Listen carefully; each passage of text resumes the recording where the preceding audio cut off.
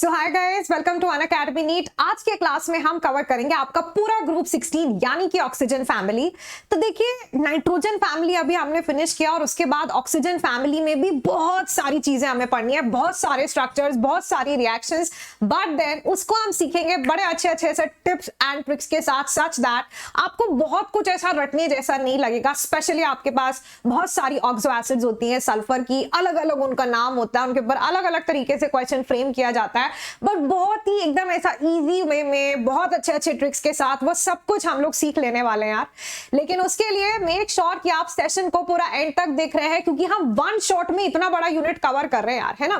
पहले तो P block बहुत बड़ा होता है, उसको मैंने ऐसा ग्रुप वाइज आपका बाइफिकेट किया है, आपके लिए आसानी हो पाए और आप हर एक ग्रुप को प्रॉपर अटेंशन दे पाए, इसलिए, है ना। तो पूरा ही session, the entire session is very very important to make sure आप सेशन का कोई भी पार्ट मिस नहीं कर रहे हैं।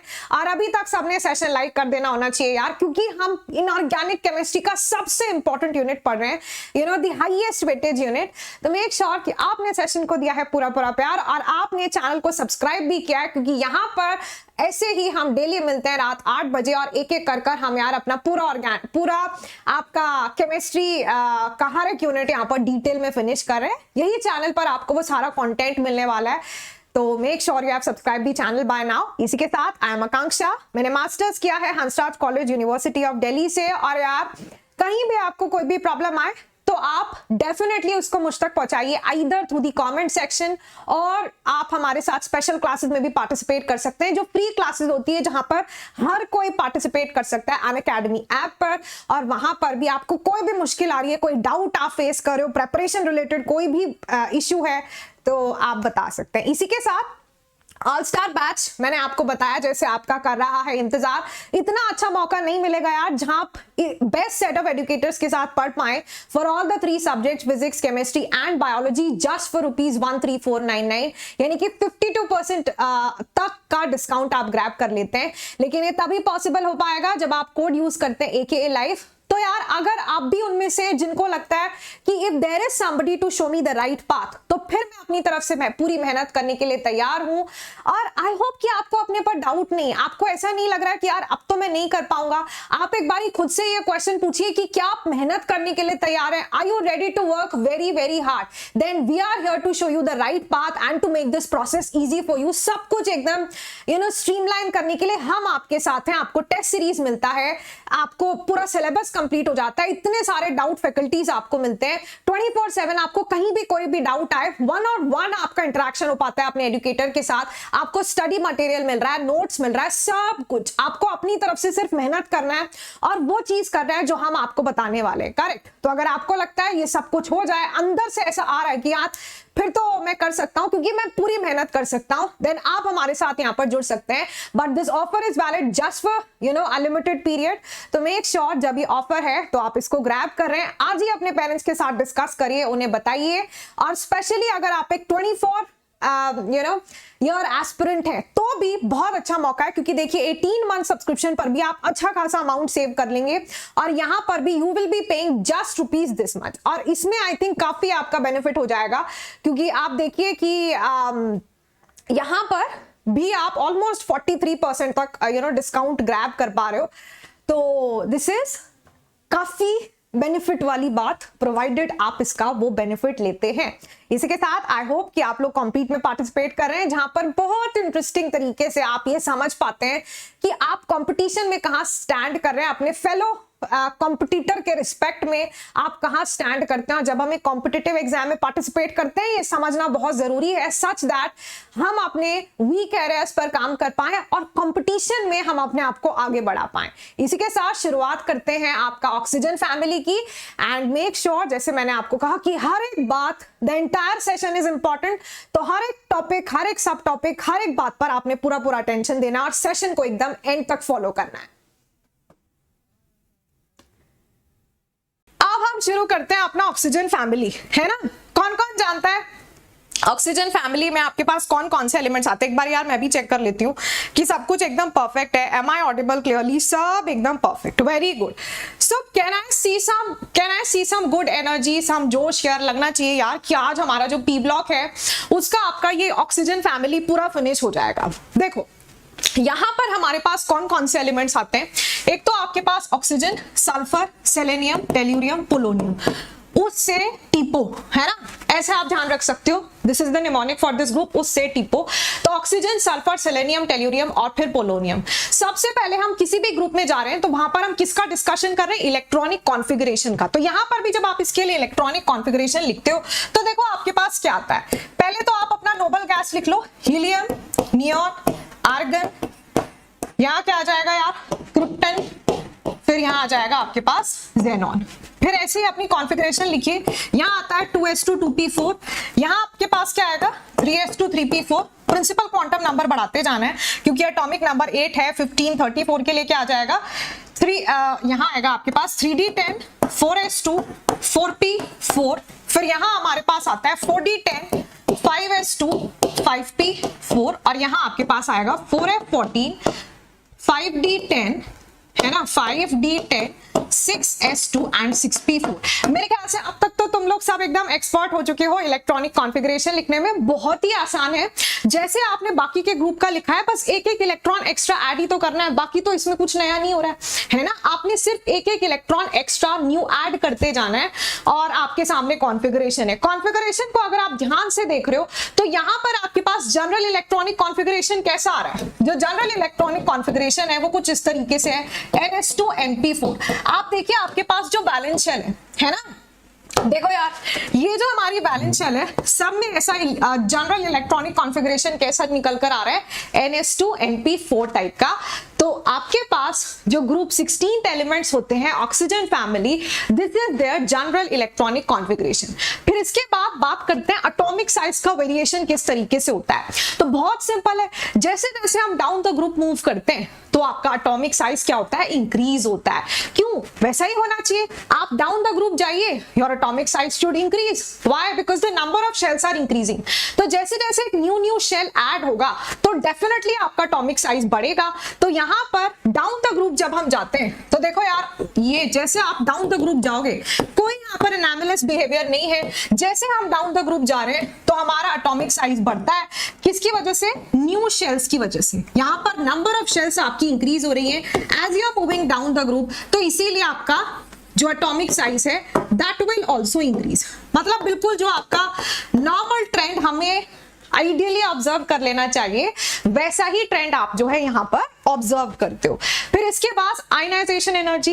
यार ionisation energy down the group क्या हो रहा है? साइज बढ़ रहा है। तो आयनाइजेशन एंथैल्पी के साथ क्या होना चाहिए? It should decrease. क्योंकि आप जानते हो, आपने पढ़ लिया अभी बहुत अच्छे से कि ionisation enthalpy is directly proportional to effective nuclear charge and it is inversely proportional to the size, है ना। तो देखो यार, यहां पर अगर आप और ट्रेंड लिख लो यार। देखो यहां पर जैसे जैसे हम डाउन द ग्रुप जाएंगे, आपका जो आयनाइजेशन एंथैल्पी है दैट विल डिक्रीज। क्यों डिक्रीज करेगा? क्योंकि साइज बढ़ रहा है। साइज बढ़ रहा है, इफेक्टिव न्यूक्लियर चार्ज कम हो रहा है, आयनाइजेशन एंथैल्पी शुड डिक्रीज, और वैसा ही हो रहा है ना। तो एकदम नॉर्मल ट्रेंड हम यहां तक ऑब्जर्व कर रहे हैं। फिर इसके बाद आगे बढ़ते हैं। अभी नेक्स्ट हमारे पास आता है electron gain enthalpy. What is electron gain enthalpy? मेरे को बताओ यार। इलेक्ट्रॉन गेन एंथैल्पी मतलब इलेक्ट्रॉन को लेने के लिए, है ना, इलेक्ट्रॉन को लेने वाली एनर्जी। अब देखो यूजुअली जो फर्स्ट इलेक्ट्रॉन गेन एंथैल्पी होती है, मतलब जब एक न्यूट्रल एटम में इलेक्ट्रॉन का एडिशन होता है, जब वो इलेक्ट्रॉन गेन करता है तो वहां पर यूजुअली एनर्जी रिलीज होती है। वो एक एक्सोथर्मिक प्रोसेस होता है, ठीक है। वहां क्या होता है? एनर्जी रिलीज होती है। तो बताओ किसके केस में मैक्सिमम एनर्जी रिलीज होगी, यानी कि कौन सबसे ज्यादा खुश होगा इलेक्ट्रॉन को लेकर? जल्दी से बताएंगे what will be the order for electron gain enthalpy down the group. Come on quickly answer me that here in the chat section, और देखते हैं यार तुम लोग ठीक बता रहे हो कि गड़बड़ है ना। इलेक्ट्रॉन गेन एंथैल्पी के साथ क्या होना चाहिए। और इसी के साथ साथ जितने स्टूडेंट्स अब भी हमारे साथ ये सेशन में पार्टिसिपेट कर रहे हैं, make sure you have hit that like button, और आपने जो है सेशन को लाइक किया है, ठीक है। हाँ, it should decrease as you move down the group. ऐसा लगता है आपको कि यार देखो, हम जैसे जैसे डाउन द ग्रुप मूव करेंगे तो क्या होगा? ओके, यहां पर आप डाउन द ग्रुप जाओ तो भाई डाउन द ग्रुप क्या हो रहा है? आपका इफेक्टिव न्यूक्लियर चार्ज कम हो रहा है, साथ ही साथ साइज आपका बढ़ रहा है। तो देखो यहां पर जो आपके ये ग्रुप में ऊपर वाले जो एलिमेंट्स हैं, इनके केस में क्या सीन है कि यहां पर आपका जो इफेक्टिव न्यूक्लियर चार्ज है ना वो ज्यादा है। तो आप खुद सोचिए, इनके पास जब इलेक्ट्रॉन आएगा तो इनकमिंग इलेक्ट्रॉन अट्रैक्शन फील करेगा, क्योंकि इफेक्टिव न्यूक्लियर चार्ज ज्यादा है। तो वो इफेक्टिव न्यूक्लियर चार्ज ज्यादा होने की वजह से the incoming electron will feel a lot of attraction, right. ठीक है, अभी उसके अकॉर्डिंग अगर हम सोचते हैं तो यार यहां पर ना ये जो ऑक्सीजन है, ऑक्सीजन के लिए आपका electron gain enthalpy should be maximum, ये ऑर्डर फॉलो होना चाहिए। पर एक्चुअली यहां पर क्या होता है, ये जो ऑक्सीजन है इसकी इलेक्ट्रॉन गेन एंथैल्पी बहुत लो हो जाती है, वेरी लेस। ऐसा इसलिए क्योंकि ऑक्सीजन कैसा है, वेरी स्मॉल इन साइज है। अपने ग्रुप का पहला एलिमेंट है, उसका साइज बहुत स्मॉल है। तो देखो इसके पास क्या होता है, वैसे भी it has lone pair of electron. Oxygen के पास 6 इलेक्ट्रॉन होते हैं, तो उसके पास पहले ही लोन पेयर ऑफ इलेक्ट्रॉन है और उसका साइज बहुत छोटा सा है, तो इलेक्ट्रॉन डेंसिटी बिल्कुल उसके ऊपर ऐसा क्या बोलते हैं, लोकलाइज्ड है, राइट। अब फिर देखो बाहर से जब इलेक्ट्रॉन आएगा, यार बाहर से अपना इलेक्ट्रॉन आएगा, दिस इलेक्ट्रॉन मतलब electron anyways have a negative charge, है ना। इलेक्ट्रॉन के पास तो नेगेटिव ही चार्ज होता है, तो नेगेटिव, और ऊपर से ऑक्सीजन के ऊपर लोन पेयर बैठे हैं, उन पर भी नेगेटिव ही चार्ज है। तो नेगेटिव के बीच में क्या होगा, रिपल्शन, है ना, they will repel each other. तो यहां पर वेरी स्ट्रॉन्ग जब इनकमिंग इलेक्ट्रॉन आता है तो आपके पास क्या होता है, वेरी स्ट्रॉन्ग रिपल्शन होता है। आप ऐसे लिख सकते हो सिंपल कि भाई यहां पर इंटर इलेक्ट्रॉनिक इलेक्ट्रॉन्स के बीच में या इलेक्ट्रॉनिक क्लाउड्स के बीच में क्या होगा, रिपल्शन होगा, जिसकी वजह से हमें ऐसा लगता था कि यार ऑक्सीजन की इलेक्ट्रॉन गेन एंथैल्पी सबसे ज्यादा होनी चाहिए, लेकिन इसकी बहुत लो हो जाती है। इतनी लो हो जाती है कि ये अपने ग्रुप में देखो, बाकी तो सब अपना सिंपल ही ट्रेंड, नॉर्मल ट्रेंड फॉलो करेंगे, है ना, लेकिन ये जो आपका ऑक्सीजन है सबसे पीछे चला जाएगा। मतलब ऑक्सीजन आपका सबसे एंड में आ जाता है। पूरे के पूरे ग्रुप 16 में सबसे ज्यादा इलेक्ट्रॉन गेन एंथैल्पी किसकी आ जाएगी, सल्फर की आ जाएगी, ठीक है। सबसे ज्यादा इलेक्ट्रॉन गेन एंथैल्पी किसकी होगी, सल्फर की होगी। और ऑक्सीजन की इंटर इलेक्ट्रॉनिक रिपल्शन की वजह से इतनी कम हो गई है कि वो अपने ग्रुप में सबसे लास्ट में आ गए, देखो, है ना, सबको दिख रहा है यहाँ पर, सबसे लास्ट में आपका जो क्या बोलते हैं ऑक्सीजन है, सबसे लास्ट में पहुंच गया, राइट। उसके बाद हमारे पास आता है इलेक्ट्रोनेगेटिविटी। ये तो यार सब लोग ही जानते हो तुम, इलेक्ट्रोनेगेटिविटी के साथ क्या सीन होगा, जैसे जैसे हम डाउन द ग्रुप जा रहे हैं तो इलेक्ट्रोनेगेटिविटी क्या करेगी, obviously it will decrease. Oxygen की इलेक्ट्रोनेगेटिविटी मैक्सिमम होती है। वैसे भी हम जानते हैं कि पूरा का पूरा अगर आप पीरियोडिक टेबल देखते हो तो उसमें फ्लोरीन बहुत सबसे ज्यादा इलेक्ट्रोनेगेटिव है, followed by oxygen, followed by nitrogen. तो इस ग्रुप में डेफिनेटली, क्योंकि ऑक्सीजन का इफेक्टिव न्यूक्लियर चार्ज बहुत हाई है, उसकी वजह से उसकी इलेक्ट्रोनेगेटिविटी सबसे ज्यादा होगी।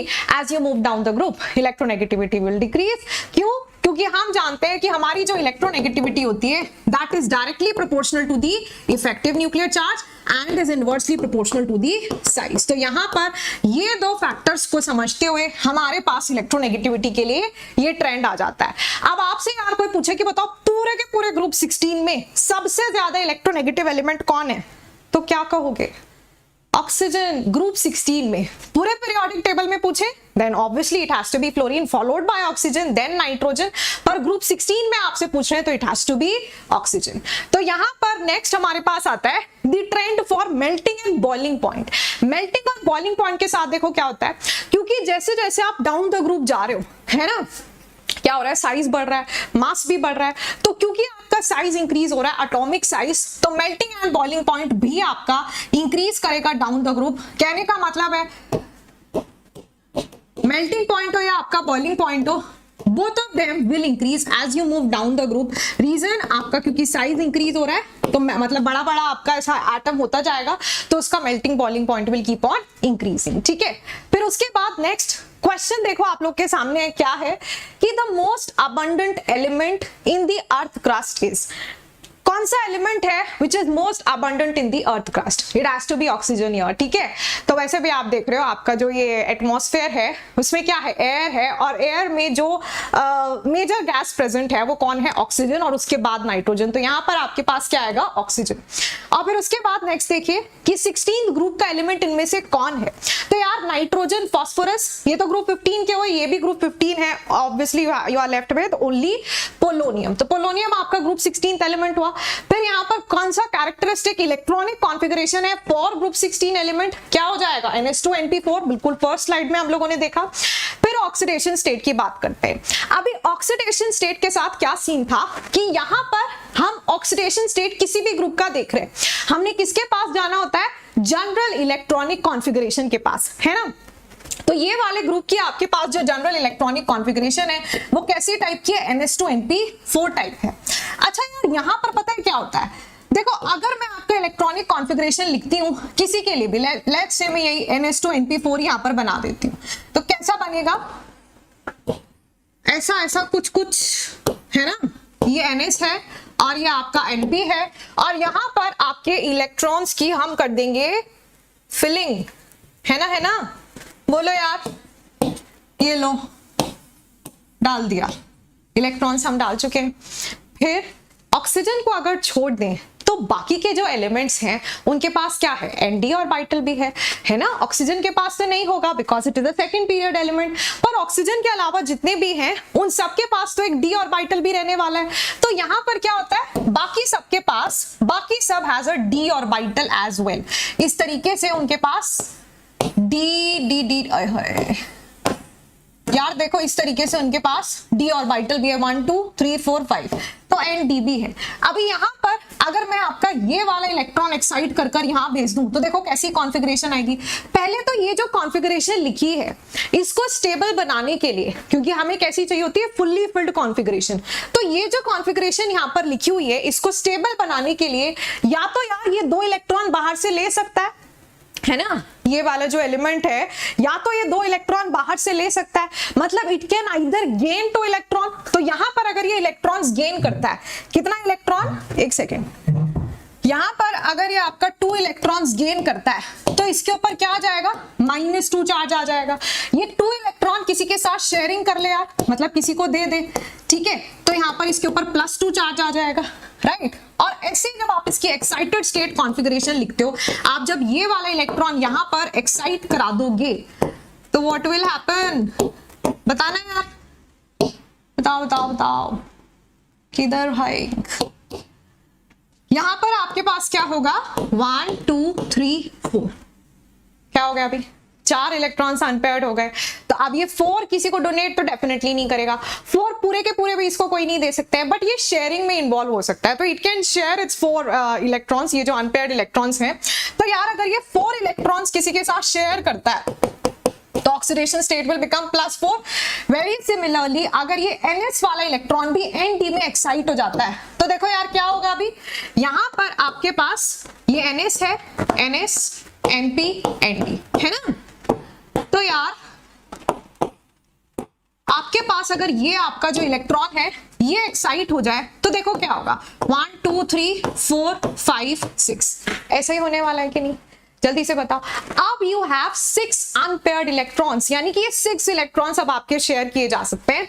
तो यहां पर जब आप 6 इलेक्ट्रॉन की शेयरिंग कराओगे तो आपके पास +6 ऑक्सीडेशन स्टेट आ जाएगी। ऑल इन ऑल यहां से हमें समझ आ रहा है कि यार ये जो ग्रुप 16 एलिमेंट्स होते हैं, -2 दिखा सकते हैं, +2 दिखा सकते हैं, +4 और +6 ऑक्सीडेशन स्टेट। कूल, यहां तक सब लोग को समझ आया? जल्दी से बता दो यार कि यस मैम, यहां तक तो हम लोग एकदम समझ गए, है ना। हैव यू ऑल अंडरस्टूड इधर तक, -2 +2 +2 +4 +6, तो ये रेंज ऑफ ऑक्सीडेशन स्टेट्स आपके एलिमेंट्स दिखा पाते हैं। फिर उसके बाद ऑब्वियस सी बात है कि यार ये -2 ऑक्सीडेशन स्टेट ऊपर वाले एलिमेंट्स दिखाते हैं ग्रुप में, क्योंकि जैसे जैसे हम डाउन द ग्रुप जाएंगे तो डाउन द ग्रुप जाने पर क्या होगा, डाउन द ग्रुप जाने पर आपका क्या बोलते हैं, मेटालिक कैरेक्टर इंक्रीज होता है। तो डाउन द ग्रुप वाले एलिमेंट कभी भी नेगेटिव ऑक्सीडेशन स्टेट नहीं दिखाना चाहते हैं क्योंकि they are metallic in nature, और अगर मेटालिक है यार तो फिर वो क्या करेंगे, they would want to lose electron, they are electropositive in nature, जिसकी वजह से यहां पर -2 ऑक्सीडेशन स्टेट की जो स्टेबिलिटी है वो डाउन द ग्रुप क्या करती है, डिक्रीज होती है, ठीक है। तो -2 आपका जो ऑक्सीडेशन स्टेट है वो यूजुअली कौन दिखाता है, मैं आपको यहीं पर बता देती हूँ। देखो -2 ऑक्सीडेशन स्टेट ऑक्सीजन दिखाता है, सल्फर भी दिखा देगा। ऐसे जैसे जैसे हम डाउन द ग्रुप जाएंगे तो ये आपका this oxidation states become less prominent, और जब तक आप पोलोनियम तक पहुंचते हो वो तो बेचारा दिखाता ही नहीं है, ठीक है। ठीक है ठीक है ठीक है ठीक है ठीक है ठीक है ठीक है, बोलो बोलो बोलो बोलो बोलो। यहां तक यार सब लोग को क्लियर है ऑक्सीडेशन स्टेट के बारे में। अभी ये जो मैंने आपके सामने टेबल दिया है, यहां पर हमने देखा, मतलब यहां पर मैं आपको बताने की कोशिश कर रही हूं कि आपके पास ये जो सारे एलिमेंट्स हैं वो कौन कौन से ऑक्सीडेशन स्टेट एग्जिबिट करते हैं, राइट। अभी इसमें आपको दिख रहा है कि ऑक्सीजन जो है वो +4 और +6 नहीं दिखाता है। क्यों नहीं दिखाता है? क्योंकि ऑक्सीजन के पास डी ऑर्बिटल तो है ही नहीं, है ना, और ऊपर से ऑक्सीजन काफी इलेक्ट्रोनेगेटिव भी है। इलेक्ट्रोनेगेटिव एलिमेंट ज्यादातर या तो नेगेटिव ऑक्सीडेशन स्टेट दिखाना चाहते हैं, और अगर पॉजिटिव दिखाते हैं तो लोअर पॉजिटिव ऑक्सीडेशन स्टेट दिखाते हैं। इतना हाई, एक तो बेचारा इलेक्ट्रोनेगेटिव, वो क्या चाहता है, इलेक्ट्रॉन एक्सेप्ट करना, और ऊपर से आप उससे इतने सारे इलेक्ट्रॉन ले लें कि उसके ऊपर +4 या +6 चार्ज आ जाए, ऐसा नहीं होता है। इनफैक्ट ऑक्सीजन का +2 is also very very rare, वो नेगेटिव ही ऑक्सीडेशन स्टेट्स दिखाता है, ठीक है।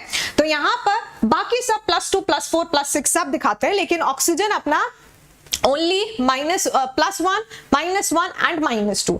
अच्छा यार, ऑक्सीजन में एक बहुत इंपॉर्टेंट बात हमारे पास आती है। ऑक्सीजन अगर ऑक्साइड्स के फॉर्म में एग्जिस्ट कर सकता है, और क्या होता है यार, पर ऑक्साइड, है ना, ऑक्साइड के बाद it can exist as peroxide, और सुपर ऑक्साइड के फॉर्म में भी एग्जिस्ट करता है।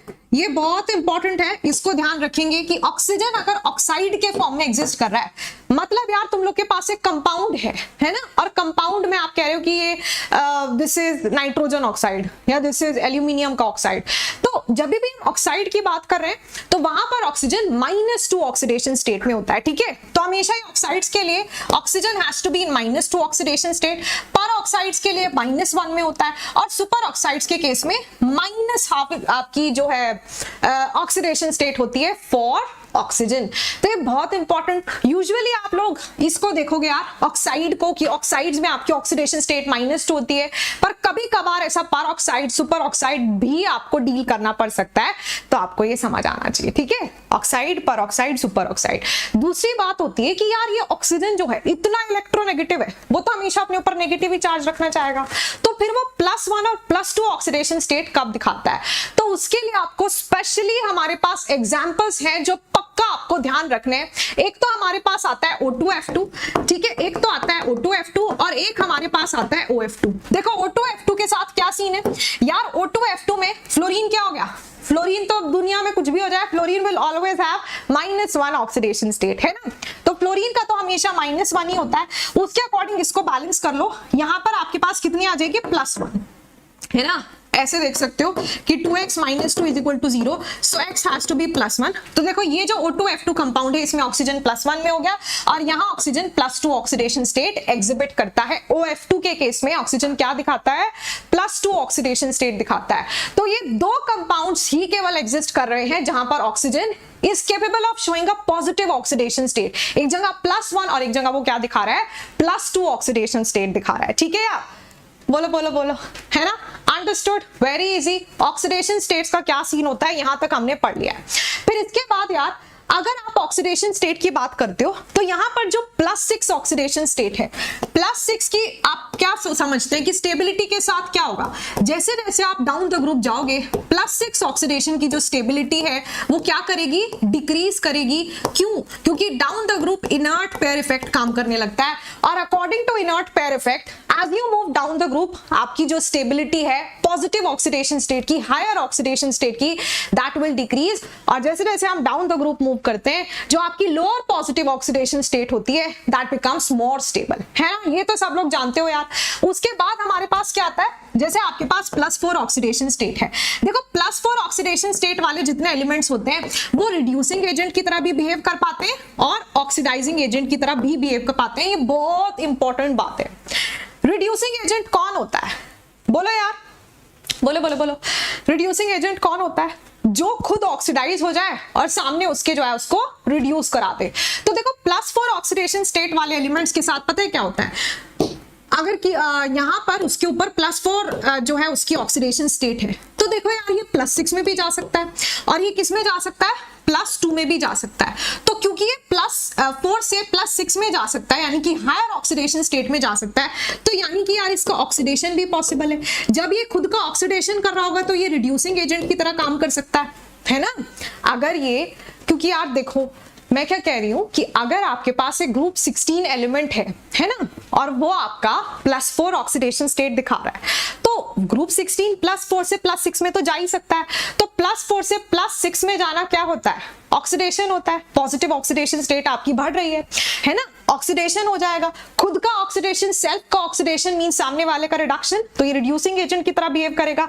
वैसे ही ये +4 से +2 में भी जा सकता है, यानी कि इसका रिडक्शन हो सकता है, क्योंकि it is going towards a lower positive oxidation state. ठीक है, तो यहाँ रिडक्शन हो रहा है। सेल्फ का रिडक्शन मतलब सामने वाले का ऑक्सीडेशन यहाँ पर हो जाएगा, तो it will behave as an oxidising agent. बोलो बोलो बोलो, यहां तक सब लोग को क्लियर है? इसका मतलब +4 अगर किसी का ऑक्सीडेशन स्टेट यार तुम लोग को दिख रहा है, तो भाई फिर उसने ऑक्सीडाइजिंग एजेंट की तरह भी काम करना है और रिड्यूसिंग एजेंट की तरह भी। और यहीं से आपको आइडिया लग जाना चाहिए कि अगर किसी का ऑक्सीडेशन स्टेट +6 है, तो +6 ऑक्सीडेशन स्टेट वाला हमेशा किसकी तरह बिहेव करने वाला है? बोलो यार, +6 oxidation state will always behave as an oxidising agent, क्योंकि +6 के बाद कोई +8 +7 तो कुछ होता नहीं है। ये maximum highest possible oxidation state है, तो +6 के बाद वो कहां जा सकता है? +6 के बाद +4 में जा सकता है, +2 में। तो अगर +6 से +4 में जाएगा, तो यानी कि उसका खुद का क्या होगा? रिडक्शन होगा। और खुद का रिडक्शन मतलब सामने वाले का ऑक्सीडेशन, तो ये हमेशा ही +6 वाला एज ऑक्सीडाइजिंग एजेंट बिहेव करेगा। Understood understood understood. ऐसा तो नहीं लग रहा है आपको कि यार ये तो यार मतलब लर्न करना पड़ेगा ma'am, this is like so मुश्किल। Is it? Have you all understood this? और इसी के साथ जितने स्टूडेंट्स अब भी हमारे साथ ये सेशन में हैं, आई होप आप सबने किया है सेशन को लाइक, है ना? चलिए, तो अरे यार राइटिंग के साथ अगर आपको कुछ क्या बोलते हैं, जब मैं आपको पढ़ा रही हूँ तो साथ साथ मैं बोल भी रही हूँ, है ना? तो जो मैं बोल रही हूँ उस पर भी फोकस करिए, और जो मैं लिख रही हूँ वो एग्जैक्टली वही लिख रही हूँ जो मैं आपके सामने बोल रही हूँ। और दूसरी बात, ये नोट्स भी आपको मिल जाएंगे टेलीग्राम पर, तो इनकेस आपको कोई बात नहीं समझ आई लिखी हुई because of the hand writing, तो आपको वहां पर समझ आ जाएगा। ओके, और ऐसा कुछ होता है तो आप पूछ सकते हो। बाकी सिंस मैं साथ साथ बोल ही रही हूँ तो आपको प्रॉब्लम होना नहीं चाहिए अगर आप ध्यान से सुन रहे हैं। उसके बाद यार यहाँ पर ये क्वेश्चन का आंसर दीजिए, एटॉमिक रेडियस का क्या होगा? Down the group it will increase. तो क्या सही ऑर्डर लिखा है यहाँ पर? डिक्रीजिंग ऑर्डर बताना है पहली बात तो आपने, तो यार ये हो जाएगा, है ना? Option D, I mean option C, क्योंकि डिक्रीज करता हुआ दिखाना है ना आपने, तो ये बड़ा ऐसा ऐसा ऐसा ऐसा, this is the right order.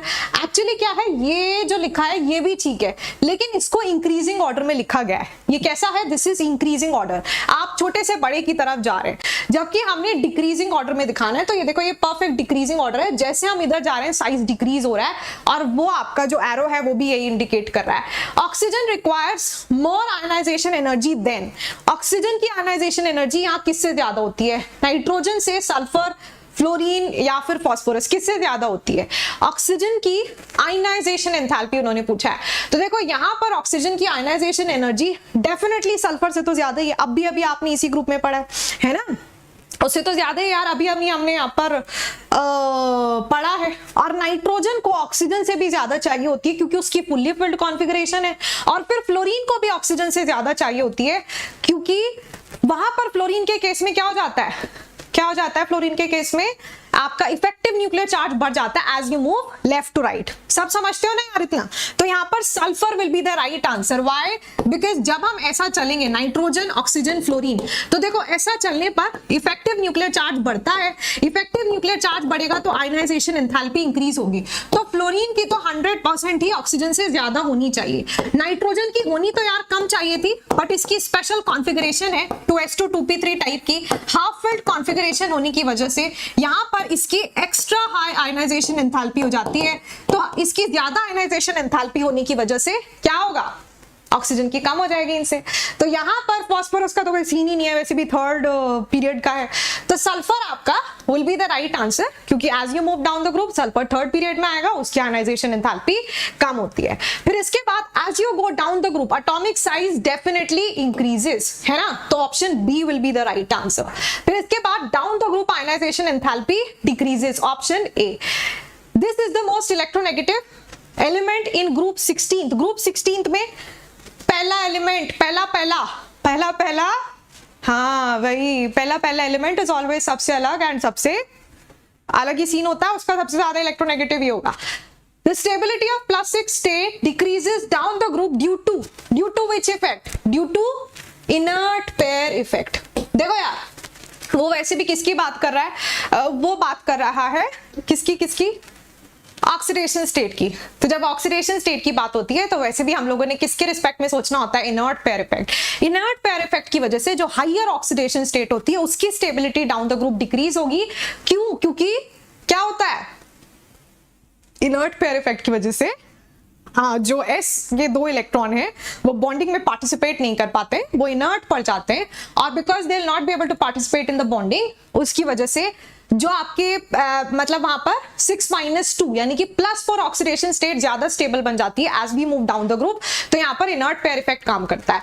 Group 16 element इनमें से कौन कौन सा ऑक्सीडेशन स्टेट शो करते हैं? So definitely it has to be option C, क्योंकि ग्रुप 16 के लिए +1, देखो +3 और -5 तो कभी आया ही नहीं, ये तो कभी आया नहीं +5 है ना, तो they will always show +2, +4, +6, -2। Oxygen के केस में +1, +2 भी आपको देखने के लिए मिल जाता है स्पेशल कंपाउंड्स में जो आपके फ्लोरीन के साथ हैं। फिर इसके बाद एन एग्जांपल ऑफ O-, यानी कि इनमें से कौन सा वो एग्जांपल है जिसमें आपका जो ऑक्सीजन है उसकी -1 ऑक्सीडेशन स्टेट होती है। तो यार यहाँ पर वैसे भी ऑक्सीजन -1 ऑक्सीडेशन स्टेट में कब एग्जिस्ट करता है? जब वो पर ऑक्साइड के फॉर्म में। समझते हैं सब लोग? देखो हमारे पास ऑक्सीजन एज ऑक्साइड एग्जिस्ट करता है एज पर ऑक्साइड और फिर उसके बाद एज सुपर ऑक्साइड। तो यहां पर आप लोग को ध्यान रखना है, जब ऑक्साइड फॉर्म में है -2, पर ऑक्साइड में है -1 और सुपर ऑक्साइड फॉर्म में है तो -1/2। अभी यहां पर क्या होगा, ये जो आपके पास होता है ना H2O2, इसका नाम भी क्या है? दिस इज हाइड्रोजन पर ऑक्साइड।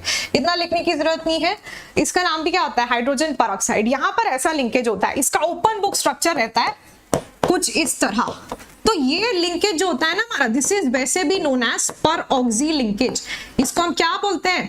पर ऑक्सी लिंकेज ही बोलते हैं। तो यार यहाँ पर ऑक्सीजन -1 ऑक्सीडेशन स्टेट रखता है, हालांकि ऑक्सीजन का मोस्ट कॉमन ऑक्सीडेशन स्टेट -2 है, पर ऑक्साइड फॉर्म में ये वाला कंपाउंड एग्जिस्ट करता है जहां पर उसका ऑक्सीडेशन स्टेट विल बी -1, बाकी सभी केसेस में इट विल बी -2।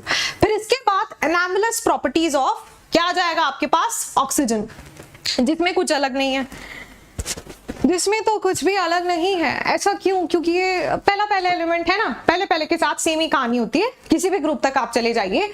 तो क्योंकि ये पहला एलिमेंट है, यहां पर यार क्या होगा देखो फटाफट। ओके ये रहा। तो यार स्मॉल साइज एनामलस बिहेवियर क्यों दिखाता है?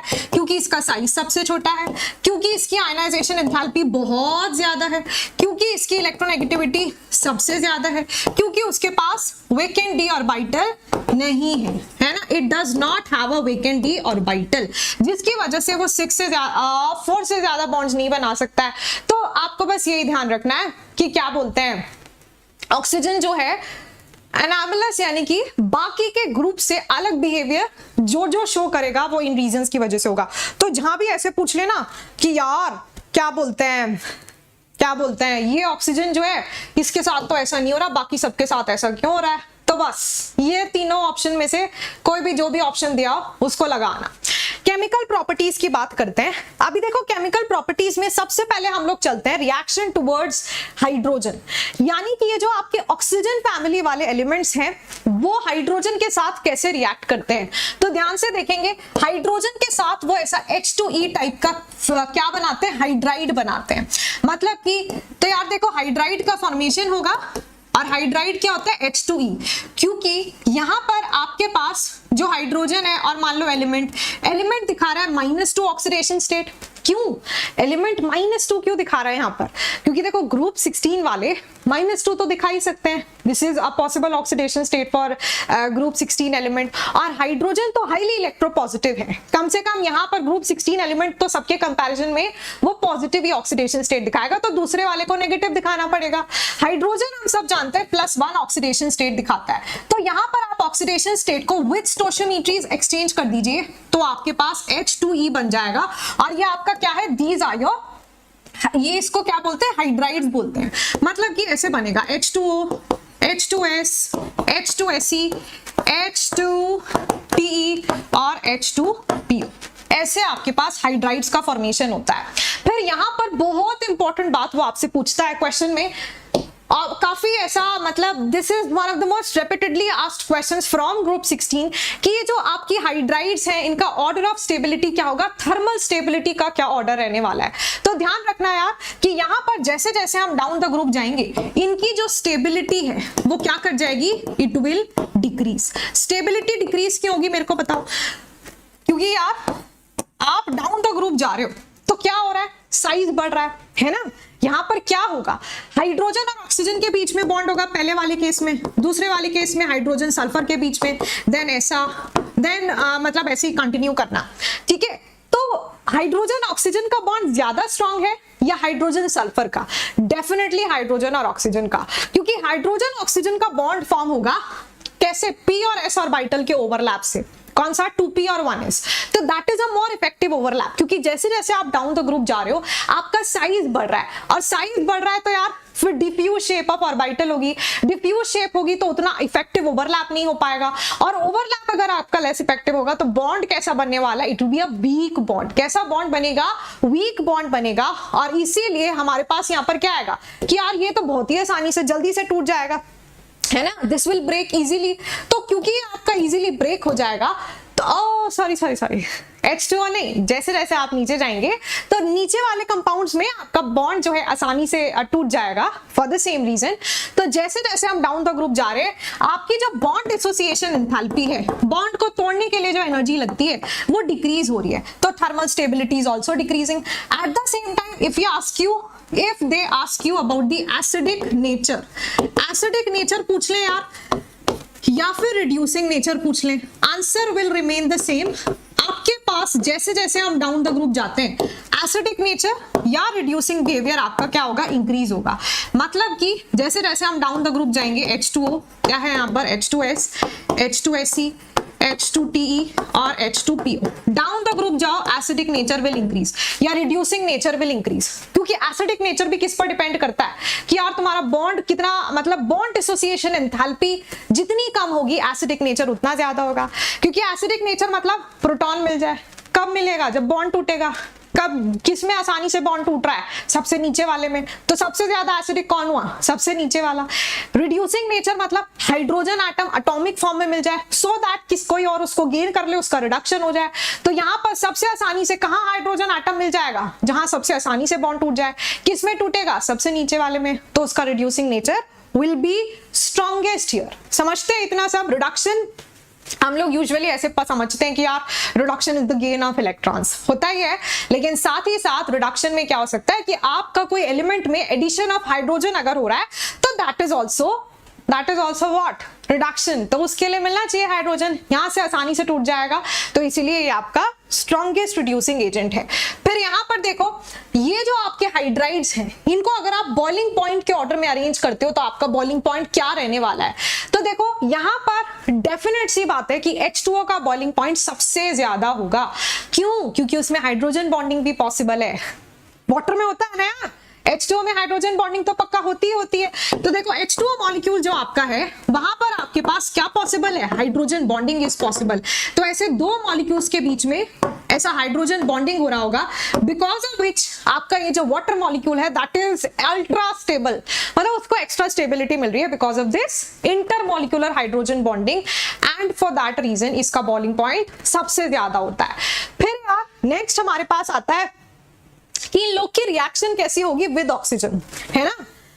ये वाले जो हमारे पास एलिमेंट्स होते हैं ऑक्सीजन की प्रेजेंस में क्या बनाएंगे, क्या बना सकता है यार, बोलो ऑक्साइड ही बनाएंगे, है ना। तो ऑक्सीजन की प्रेजेंस में कैसे रिएक्ट करते हैं, तो एक्चुअली क्या होता है कि आपके पास दो तरीके की ऑक्साइड्स बनती है यहाँ पर। एक तो होता है हमारे पास EO2 टाइप की और एक होती है हमारे पास EO3 टाइप की ऑक्साइड्स, जहां पर ऑक्सीजन की जो ऑक्सीडेशन स्टेट है यहां भी -2 ही रहेगी और इधर भी -2 ही रहती है।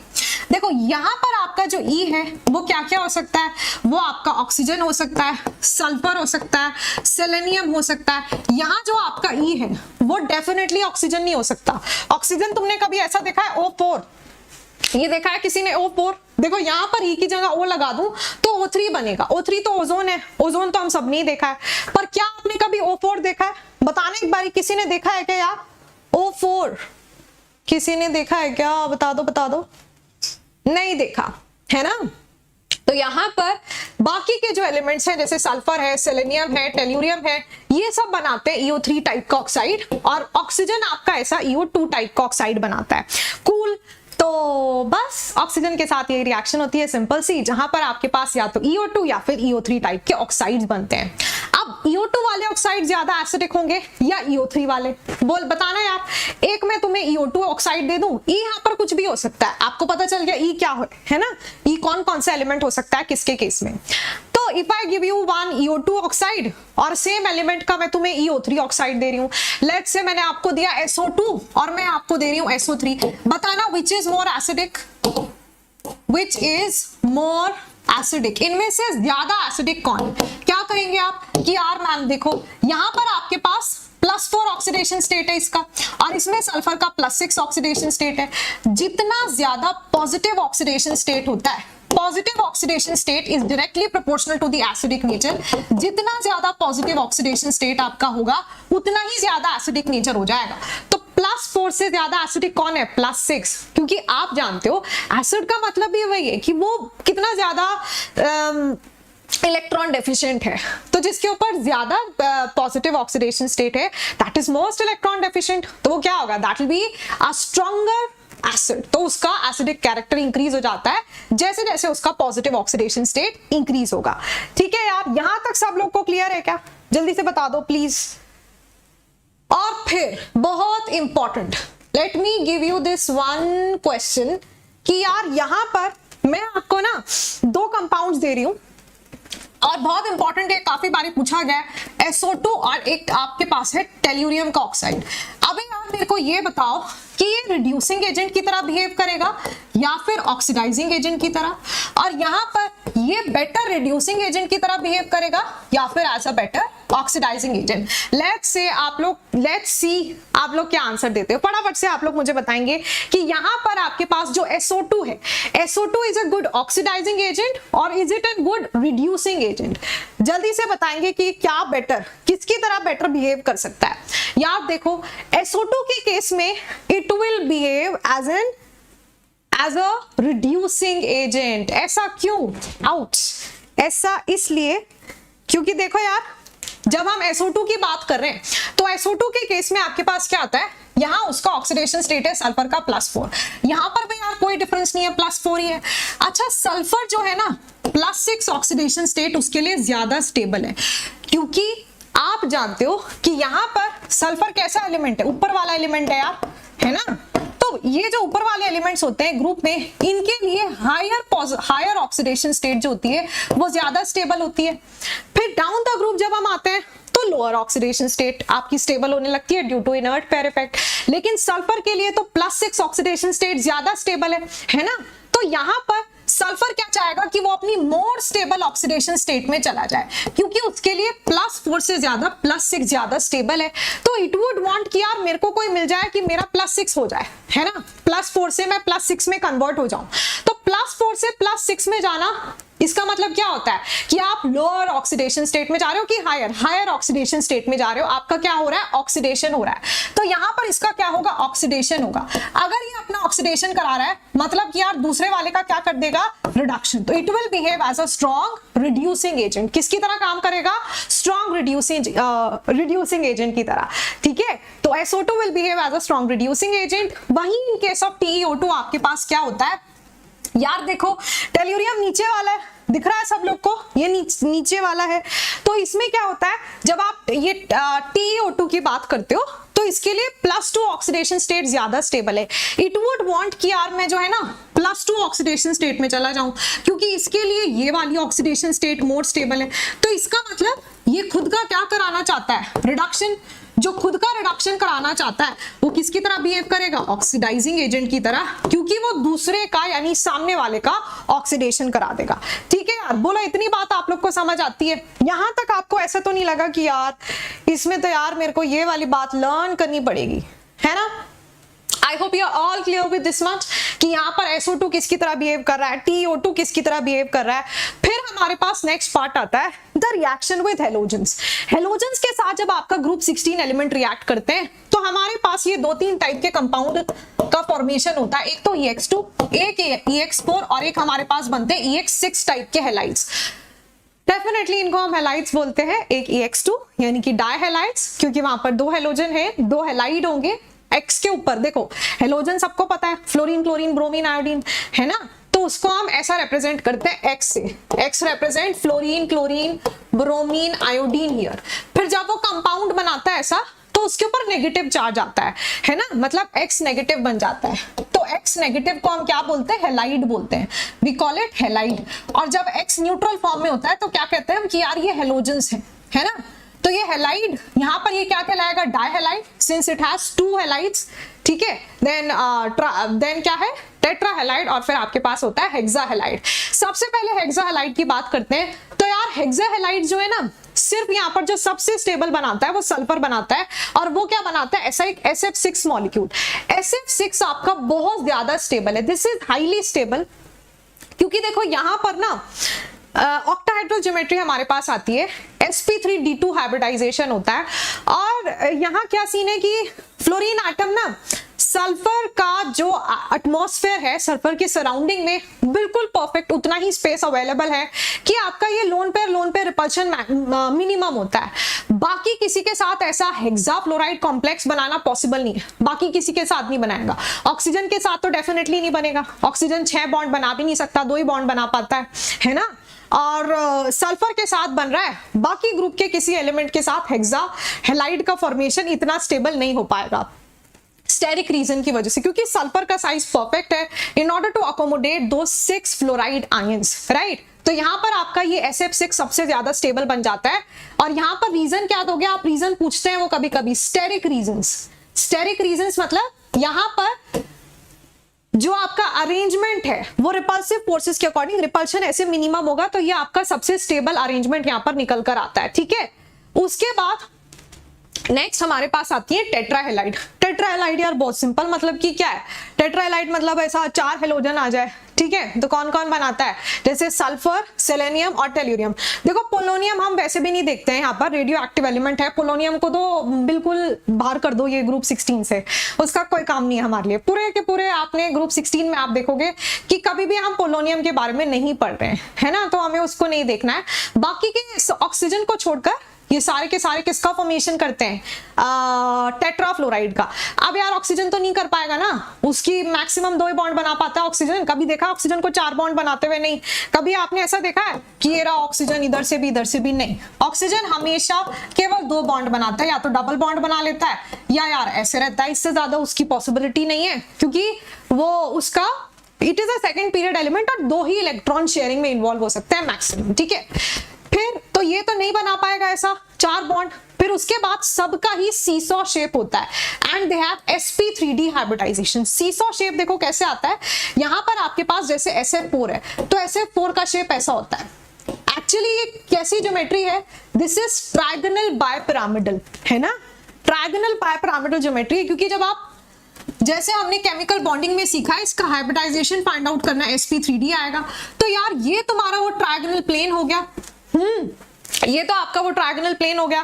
फिर एक्सियल पोजीशन पर आपके पास ऐसा और 2 बॉन्ड्स लगे होंगे, तो यहां पर आपके पास क्या होगा, यहां पर यार देखो आप यहाँ फ्लोरीन एटम रखो, इधर फ्लोरीन, इधर फ्लोरीन, इधर फ्लोरीन, और मिनिमम रिपल्शन की वजह से आप यहाँ पर लोन पेयर रखते हो, क्योंकि it has a lone pair. तो लोन पेयर इधर आता है, तो आप जो है अपनी शेप जब बताते हो तो उसमें लोन पेयर कंसिडर नहीं करते हो अकॉर्डिंग टू VSEPR। तो क्योंकि हम उसमें शेप में लोन पेयर को कंसिडर नहीं करते हैं, तो ये कैसा लग रहा है, सीसॉ टाइप लग रहा है ना यार सबने। हाँ, वही सीसॉ। तो इसकी शेप कैसी होती है, इन सब की सीसॉ टाइप शेप होती है। बोला यार यहाँ तक क्लियर है आप लोगों को, जल्दी से बताएंगे कि यस मैम, यहाँ तक हम लोग को एकदम क्लियर है। Come on, can I see some quick answers here, थोड़ा सा मतलब लगना तो चाहिए कि हाँ जी क्लियर है, बोलो यार। और इसी के साथ साथ मतलब कि सब लोगों ने सेशन को लाइक किया है कि यार तुम लोग की कंजूसी चल रही है। मेरे को लगता है थोड़ा थोड़ा तो कंजूसी चल ही रही है डेफिनेटली, है ना। चलो उसके बाद नेक्स्ट हमारे पास क्या आता है, रिएक्शन विद हेलोजेंस में ही आपके पास किस तरीके से डायहेलाइड्स का फॉर्मेशन होता है। डायहेलाइड्स मतलब जहां आपके पास दो हेलोजन आ जाए, MX2 टाइप के हेलाइड का फॉर्मेशन हो, तो ये आपका ऑक्सीजन कर पाता है। क्योंकि देखो ऑक्सीजन भी आपका ऐसा OCl2 OF2 वगैरह तो बना ही लेता है ना, OF2 O2F2 ये सब ऑक्सीजन भी बनाता है, तो ये ऑक्सीजन बना पाता है। एंगुलर शेप रहती है किस तरह, जैसे यार सल्फर है, क्लोरीन क्लोरीन, और फिर यहाँ पर आपके पास लोन पेयर आ जाएगा। जैसे वाटर मॉलिक्यूल होता है ना, वाटर की भी तो ऐसी शेप होती है, angular shape, bent shape, V shape, कुछ भी बोलो, तो ऐसा ही आपके पास यहाँ पर किसी भी डायहेलाइड का शेप रहेगा। फिर इसके बाद हमारे पास आते हैं very important compounds of oxygen, जिसमें सबसे पहला कंपाउंड ऑक्सीजन का, देखो हमने हर एक ग्रुप पढ़ा, उसमें पहले एलिमेंट्स की प्रॉपर्टी देखी, उनकी केमिकल प्रॉपर्टीज देखी, और उसके बाद हमने वहां पर उस पर्टिकुलर ग्रुप में कौन कौन से इंपॉर्टेंट कंपाउंड्स हैं उनके बारे में डिस्कस किया। तो यहाँ पर ऑक्सीजन फैमिली में जो सबसे पहले हमारे पास कंपाउंड आता है वो आता है ऑक्सीजन का, which is die oxygen O2, जो सबको ही पता है ये एटमॉस्फेयर में क्या है, ऑक्सीजन कैसे है ना, तो डाई ऑक्सीजन आपके पास पहला आ जाएगा O2। अब इसका लेबोरेटरी मेथड देखते हैं सबसे पहले, इसके प्रिपरेशन के लिए क्या आता है। तो देखो यार उसमें हम लोग क्या करते हैं, हमारे पास होता है पोटेशियम क्लोरेट ClO3, इसको आप हीट करेंगे इन प्रेजेंस ऑफ MnO2। ये इंपॉर्टेंट है, MnO2 पूछ लेते हैं आप कि यहाँ पर इस रिएक्शन में आपका कैटलिस्ट कौन सा यूज होता है। तो यहाँ पर आप लोग के पास क्या होगा, ऑक्सीजन गैस का फॉर्मेशन होगा। इसको बैलेंस कर देना, क्या बनेगा, एक तो O2 गैस बन जाएगी और एक क्या बनेगा, KCl। तो ऑक्सीजन गैस आपका इन्वॉल्व हो रहा है। तो this is one of the laboratory method for the preparation of O2 oxygen. मिल रहा है आप लोग को यहाँ से O2, बोलो यार जल्दी से बताएंगे, है ना। तो ये आपका लेबोरेटरी मेथड हो गया। फिर इसके बाद नेक्स्ट हमारे पास क्या आते हैं कि आप थर्मल डिकम्पोजिशन भी करा सकते हो कुछ मेटल ऑक्साइड्स का। जैसे मेटल ऑक्साइड मतलब क्या होता है, कोई भी मेटल उसका ऑक्साइड ले लो, सिल्वर है, मर्क्यूरी है, दे आर ऑल मेटल्स, है ना। तो आपके पास जैसे सिल्वर ऑक्साइड हो गया, या फिर आप मर्क्यूरी का ऑक्साइड ले लो यार, तो पता है क्या होता है, इनको आप ऐसा हाई टेम्परेचर पर हीट कराइए। हाई टेम्परेचर पर हीट कराओगे तो मेटल तो अपनी एलिमेंटल स्टेट में आ जाएगा, सॉलिड स्टेट में, ठीक है, मेटालिक फॉर्म में मिल जाएगा, और साथ साथ आपकी ऑक्सीजन गैस यहाँ पर क्या हो जाएगी, इवॉल्व हो जाएगी। तो आप मेटल्स का थर्मल डिकम्पोजिशन करा सकते हो। और यहाँ पर लास्ट मेथड जो हमारे पास बचता है, which is also one of its commercial method for the preparation, तो H2O2 यानी कि हाइड्रोजन पेरोक्साइड का आप थर्मल डिकम्पोजिशन करा दीजिए। H2O2 which is hydrogen peroxide, उसको हाई टेम्परेचर पर हम हीट करते हैं। तो देखो हाई टेम्परेचर पर हीट करोगे H2O प्लस O2 मिलेगा। तो यार मिल तो रही है यहाँ से आपको ऑक्सीजन गैस, है ना, ऑक्सीजन गैस का हमारे पास यहाँ पर फॉर्मेशन हो रहा है। फिर इसके बाद नेक्स्ट हमारे पास आता है कि यार ये ऑक्सीजन गैस के साथ सीन क्या क्या है, मतलब इसकी प्रॉपर्टीज क्या क्या होती हैं। तो सबसे पहले ऑक्सीजन जो है ऐसा है ही हमारे आसपास, है ना, है कि नहीं है, ऑक्सीजन गैस तो हमारे आसपास प्रेजेंट है ही। तो क्या आप मतलब एयर में यार ऑक्सीजन होता है, क्या एयर कोई ऐसा कलरफुल दिख रही है, येलो पिंक ब्लू, नहीं, है ना। ऑक्सीजन गैस कैसा है, it is colourless, it is odourless, कोई स्मेल नहीं आ रहा, ऑर्डरलेस है, कलरलेस है, और साथ ही साथ आपको ध्यान रखना है कि इसके आइसोटोप्स भी होते हैं। तो ऑक्सीजन जो है O16 तो हम लोग सभी जानते हैं, है ना, जो नॉर्मल आपका मोस्ट अबंडेंट आइसोटोप है। फिर उसके बाद O17 और O18 के फॉर्म में भी एग्जिस्ट करेगा। तो आइसोटोप्स इसके एग्जिस्ट करते हैं, आइसोटोप्स के फॉर्म में एक O16 होता है, एक O17 और एक O18, जो यार मतलब बहुत ही कम होते हैं, ठीक है। O16 सबसे ज्यादा अबंडेंट है, मतलब परसेंटेज वाइज सबसे ज्यादा होता है, 99% ऑलमोस्ट, और बाकी थोड़ा बहुत परसेंटेज 0 पॉइंट समथिंग समथिंग में O17 और O18 भी आपको मिल जाएगा। फिर इसके बाद एक बहुत इंपॉर्टेंट बात जिसके ऊपर काफी बारी क्वेश्चन आ रहा है, इसके लिए मैं इसके ऊपर स्टार मार्क कर रही हूँ, और वो क्या है कि पैरामैग्नेटिक इन नेचर होता है। कैसा होता है, इट इज पैरामैग्नेटिक। क्योंकि यहाँ पर क्या होता है, जब हम इसका मॉलिक्यूलर ऑर्बिटल डायग्राम शो बनाते हैं तो आपको देखने के लिए मिलेगा कि इसकी जो पाई स्टार यानी कि एंटी बॉन्डिंग जो मॉलिक्यूलर ऑर्बिटल होती है उसके अंदर एक अनपेयर्ड इलेक्ट्रॉन आपको देखने के लिए मिलता है। और जब जब किसी में अनपेयर्ड इलेक्ट्रॉन होता है तो उसका मैग्नेटिक बिहेवियर कैसा होता है, पैरामैग्नेटिक। अगर किसी के सारे इलेक्ट्रॉन्स पेयर्ड है तो हम क्या बोलते हैं कि यार ये एक डायमैग्नेटिक सब्सटेंस है।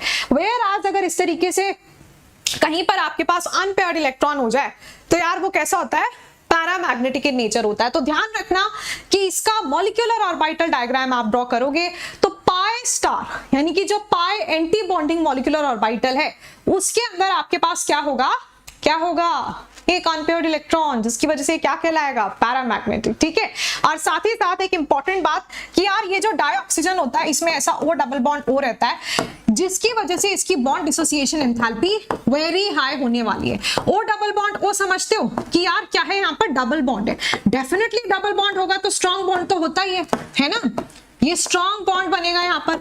तो ये डबल बॉन्ड होने की वजह से ऑक्सीजन ऑक्सीजन के बीच मतलब सिंपल पीपा बॉन्डिंग यहाँ पर हो रही है, right, which is a strong bond. तो यहाँ पर इस बॉन्ड को तोड़ने के लिए एनर्जी बहुत ज्यादा लगेगी, तो इसीलिए हम क्या कहते हैं, इसकी bond dissociation enthalpy is very high, right. तो यहां तक आप लोग को क्लियर है यार, डाइऑक्सीजन की प्रॉपर्टीज हमने पढ़ी। इसमें मेरे को बताओ what will be the right option here, यहां पर what will be the right option, it has to be MnO2। अभी हमने पीछे देखा यार कि यहां पर आपका जो कैटलिस्ट होता है यूज कौन सा, MnO2 होता है। फिर इसके बाद आता है कि आपका ये जो ऑक्सीजन है ना, ये मेटल्स के साथ कैसे रिएक्ट करता है। तो मेटल्स कौन कौन हो गए, मेटल्स है जैसे सिल्वर, जैसे आपके पास मैग्नीशियम आया, सिल्वर तो हम देख चुके हैं, जिंक, आयरन, एल्यूमिनियम, है ना। यार बताओ ये जब ऑक्सीजन के साथ रिएक्ट करेंगे तो क्या होगा। अब इसमें से कोई भी रिएक्शन ऐसा नहीं है कि आपको लर्न करना है ना, सिंपल है, हम वही वाले लॉजिक के पास चलते हैं। जिंक आपका, अच्छा वैसे ये ट्रांजिशन एलिमेंट है जिंक आपका जो है, तो जिंक की सबसे ज्यादा जो डोमिनेटिंग ऑक्सीडेशन स्टेट होती है दैट इज +2। हालांकि ट्रांजिशन एलिमेंट्स बहुत सारी ऑक्सीडेशन स्टेट दिखाते हैं, पर यहाँ पर ये क्या दिखाएगा, +2, और ये भी क्या दिखाता है, -2। तो यहाँ पर किसका फॉर्मेशन होगा, देखो स्टोशियोमेट्री कैसी है, मतलब चार्जेस कैसे हैं, 1:1 वाले चार्ज में क्या है आपके पास, 1:1 का रेशियो है चार्जेस में, तो उनकी जो स्टोशियोमेट्री है उसमें भी 1:1 का ही रेशियो होगा, यानी कि जिंक ऑक्साइड का फॉर्मेशन होता है ZnO1, ठीक है। उसके बाद magnesium, magnesium is what, alkaline earth metal, group 2 का है, एस ब्लॉक में अल्कलाइन अर्थ मेटल है, ग्रुप 2 का है। तो मैग्नीशियम यार सबसे ज्यादा कौन सी ऑक्सीडेशन स्टेट दिखाता है, +2, ठीक है। ये कौन सी ऑक्सीडेशन स्टेट दिखाता है, +2, ये तो भाई ऑब्वियसली -2 ही दिखाएगा। तो यहाँ भी आपके पास क्या बन जाएगा, MgO, क्योंकि आपके चार्जेस के बीच में रेशियो कैसा है, 1:1 का है। फिर इसके बाद आयरन, आयरन क्या दिखाता है, आयरन दिखाता है यार +3 oxidation state. Same goes with aluminium, ये भी +3 ऑक्सीडेशन स्टेट दिखाता है। अभी हमने जिस दिन बोरॉन फैमिली पढ़ा वहीं से तो है आपका एल्यूमिनियम, उनका NH2NP1 टाइप कॉन्फ़िगरेशन होता है, जो मोस्ट कॉमन ऑक्सीडेशन स्टेट है वो +3 है। तो यहां पर अगर इनका ऑक्सीडेशन स्टेट +3 है तो यार ये -2 है, ये भी -2 है। अब इनको आपस में एक्सचेंज कर डालो, है ना, तो Fe के साथ क्या आ जाएगा, 2, ऑक्सीजन के साथ 3, और यहाँ पर भी इसके साथ क्या आ जाएगा, 2, और यहाँ पर आ जाएगा 3। तो इस तरीके से मेटल्स के साथ ऑक्साइड्स का फॉर्मेशन होता है। वेरी गुड, Al2O3, Fe2O3, ऐसे आपके पास क्या बन जाएंगे, ऑक्साइड्स बन जाएंगे। एक छोटी सी बात जो आप लोगों ने ध्यान रखनी है वो क्या, कि यहाँ पर जो आपका ऑक्सीजन होता है वो कुछ नोबल मेटल्स या जिनको हम इनर्ट मेटल्स बोलते हैं, जैसे गोल्ड हुआ, प्लैटिनम है, ये जो आपके मेटल होते हैं ये नॉर्मली रिएक्ट नहीं करते यार। कैसे होते हैं, इनर्ट मेटल्स होते हैं। होता है ना, गोल्ड आप नॉर्मली पहनते हो, रिएक्ट थोड़ी ना करता है कि इसकी ऑक्सीजन तो एयर में प्रेजेंट है, ऐसे रिएक्शन नहीं होती है। सिल्वर की हो जाती है, सिल्वर आफ्टर सम टाइम आप देखते हो ना कि ऑक्सीडाइज होने लगता है, ऐसा थोड़ा ब्लैक, इट टर्न्स लिटिल वैसा ग्रेइश टाइप, तो उसका ऑक्सीडेशन इजीली हो जाता है। लेकिन गोल्ड आप बहुत टाइम तक पहनकर रखो, प्लैटिनम पहनकर रखो, उसका ऑक्सीडेशन नहीं होता है। तो they are inert metals, normal temperature, normal conditions पर वो आपके ऑक्सीडाइज नहीं होते हैं। इसका मतलब it does not react with inert metals या नोबल मेटल्स लाइक कौन, गोल्ड, प्लैटिनम। उसके बाद नॉन मेटल्स के साथ कैसा रिएक्शन होता है, या जैसे P4 है, सल्फर है, कार्बन है, बताओ इनके साथ क्या होता है। ये तो हम सबको ही पता है, यहाँ SO2 बन जाएगा, यहाँ CO2 बन जाएगा अगर आपने ऑक्सीजन एक्सेस में दिया है। They are all non metals ना, फॉस्फोरस, सल्फर, कार्बन सब नॉन मेटल ही है। फॉस्फोरस के केस में क्या होता है, हमने कल ही पढ़ा है, फॉस्फोरस आपका व्हाइट फॉस्फोरस के फॉर्म में, ऐसा P4 के फॉर्म में एग्जिस्ट करता है। वहां पर अगर आपने लिमिटेड सप्लाई दिया है ऑक्सीजन का तो P4O6 बन जाएगा, और तुमने मतलब ऐसा एक्सेस में ऑक्सीजन डाला है तो क्या बनता है, P4O10 बनता है। क्या बनता है यहाँ पर, P4O10, इसका जो हाइयर ऑक्साइड है उसका फॉर्मेशन हो जाता है। So this is how oxygen will react with the non metals. और जितनी रिएक्शन मैंने आपको लिखवाई है एग्जैक्टली यही रिएक्शंस आपकी NCERT में गिवन है। ऐसा ही NCERT के अकॉर्डिंग उसने ऑक्सीजन ऑक्सीजन का अलग अलग कंपाउंड्स के साथ भी रिएक्शन दिया है और उसने बस दो ही जो है कंपाउंड्स वहां पर यूज किए हैं, मतलब उन्हीं के साथ उसका रिएक्शन दिखाया है। पहला तो यार मीथेन और दूसरा आपका जिंक सल्फाइड। देखो मीथेन क्या है, अल्केन है, और ये तो मुझे ऐसा लगता है कि दुनिया का बच्चा जानता है मतलब दुनिया के सब बच्चे जानते हैं कि यार किसी भी अल्केन का जब कंबशन कराते हो, यानी कि ऑक्सीजन के साथ जब वो रिएक्ट करता है तो आपके पास कार्बन डाइऑक्साइड और वाटर का फॉर्मेशन होता है। क्या फॉर्म होता है यहाँ पर? CO2 and water, right. तो यहाँ पर हम लोग के पास ऐसा CO2 आ जाएगा और भाई पानी मिल जाएगा, वाटर, और जिंक सल्फाइड के साथ ZnO+। यहाँ पर और क्या बन सकता है, जल्दी से बताओ यार। यहाँ पर जो कॉम्बिनेशन बचा है उसके अकॉर्डिंग यहाँ पर SO2 का ही फॉर्मेशन हो सकता है, सल्फर डाइऑक्साइड। अंडरस्टूड। तो ये ऑक्सीजन के सारे केमिकल प्रॉपर्टीज हमने पढ़ लिया। फिर इसके बाद आता है कि ऑक्सीजन जो है उसके यूज क्या क्या है। ब्रीदिंग, रेस्पिरेशन में यूज हो रहा है ऑक्सीजन, और फ्यूल्स को बर्न करने में यूज होता है। जो आप फ्यूल सेल्स पढ़ते हो वहां पर भी क्या होता है, हाइड्रोजन का कंबशन ही हो रहा होता है। तो आपका बर्निंग ऑफ फ्यूल्स में ऑक्सीजन यूज हो रहा है, कंबशन प्रोसेस में हम लोग ऑक्सीजन यूज करते हैं। फिर वेल्डिंग जब आप कराते हो, वेल्डिंग में क्या हो रहा हो, यूज हो रहा होता है, ऑक्सीजन गैस यूज हो रही होती है, ठीक है। तो ऑक्सीजन के बहुत सारे यूजेस हैं, जिनमें से जो मैंने आपको बताया, these are the most common applications for oxygen gas. फिर इसके बाद नेक्स्ट हमारे पास क्या आता है, द टाइप्स ऑफ ऑक्साइड। तुम लोगों ने सुना होगा कि आपके पास ऐसा कोई ऑक्साइड को एसिडिक बोल रहे हैं, किसी को बेसिक, यार इसका एसिडिक ज्यादा नेचर है, किसी का बेसिक नेचर ज्यादा है। जैसे कल हमने नाइट्रोजन फैमिली में उसके ऑक्साइड्स पढ़े, ऐसा E2O3 और E2O5 टाइप के बनते हैं। तो मैं आपको बता रही थी कि देखो जैसे जैसे डाउन द ग्रुप जाएंगे तो बेसिक नेचर आपका डोमिनेट करता है, ऊपर वाला एसिडिक होता है, फिर बीच वाले एम्फोटेरिक, फिर बेसिक हो जाता है। तो ये क्या सीन है, what is this acidic, basic और बाकी कोई भी तरह का ऑक्साइड? तो सिंपल है, यहाँ पर हमारे पास ये 4 टाइप्स के ऑक्साइड बनते हैं, एसिडिक, बेसिक, एम्फोटेरिक और न्यूट्रल। न्यूट्रल तो न्यूट्रल है, मतलब उसका कोई सीन ही नहीं है, ना वो एसिड की तरह बिहेव करता है ना वो बेस की तरह बिहेव करता है। एम्फोटेरिक ऑक्साइड्स कौन होते हैं? Which can act both as acidic as well as basic oxide, मतलब जो दोनों की तरह आपका काम करेंगे, एसिडिक की तरह भी और बेसिक की तरह भी। तो वो किसको कहते हैं? एम्फोटेरिक ऑक्साइड्स को कहते हैं। अब यार यहाँ पर बेसिक ऑक्साइड पर आते हैं। बेसिक ऑक्साइड्स कौन कौन बनाता है? जितने आपके पास मेटल्स होते हैं, ठीक है। मेटल्स हमेशा क्या करते हैं? बेसिक ऑक्साइड का फॉर्मेशन करते हैं। ये हमेशा ध्यान रखना। जैसे यार कैल्शियम है, कैल्शियम इज अ मेटल। हाँ, यहां लिखती हूं मैं, कैल्शियम है, कैल्शियम एक मेटल है। तो मैं इसके नीचे लिख देती हूँ कि यार यूजुअली जो हमारे मेटल्स होते हैं वो बेसिक ऑक्साइड बनाते हैं। जैसे आपके पास कैल्शियम है, कैल्शियम ऑक्सीजन के साथ रिएक्ट किया, क्या बनेगा? Calcium oxide. अब पता है बेसिक क्यों कहते हैं? क्योंकि जो उसका ऑक्साइड बनता है, अगर उसका हाइड्रोलिसिस कराएं तो आपके पास एक बेस बनकर आएगा, कैल्शियम हाइड्रोक्साइड। क्या है? Calcium hydroxide is a base. Calcium hydroxide एक बेस है कि नहीं है? है ना। तो आप जब एक ऑक्साइड का हाइड्रोलिसिस करा रहे हो तो अगर आपके पास बेस आ रहा है तो वो ऑक्साइड कैसा है? बेसिक इन नेचर है। वहीं अगर आपके पास ऑक्साइड का हाइड्रोलिसिस कराने पर एक एसिड आ जाए तो उसका एसिडिक नेचर हो जाएगा, ठीक है। तो यहां पर मेटल्स हमेशा क्या बनाते हैं? Always they give the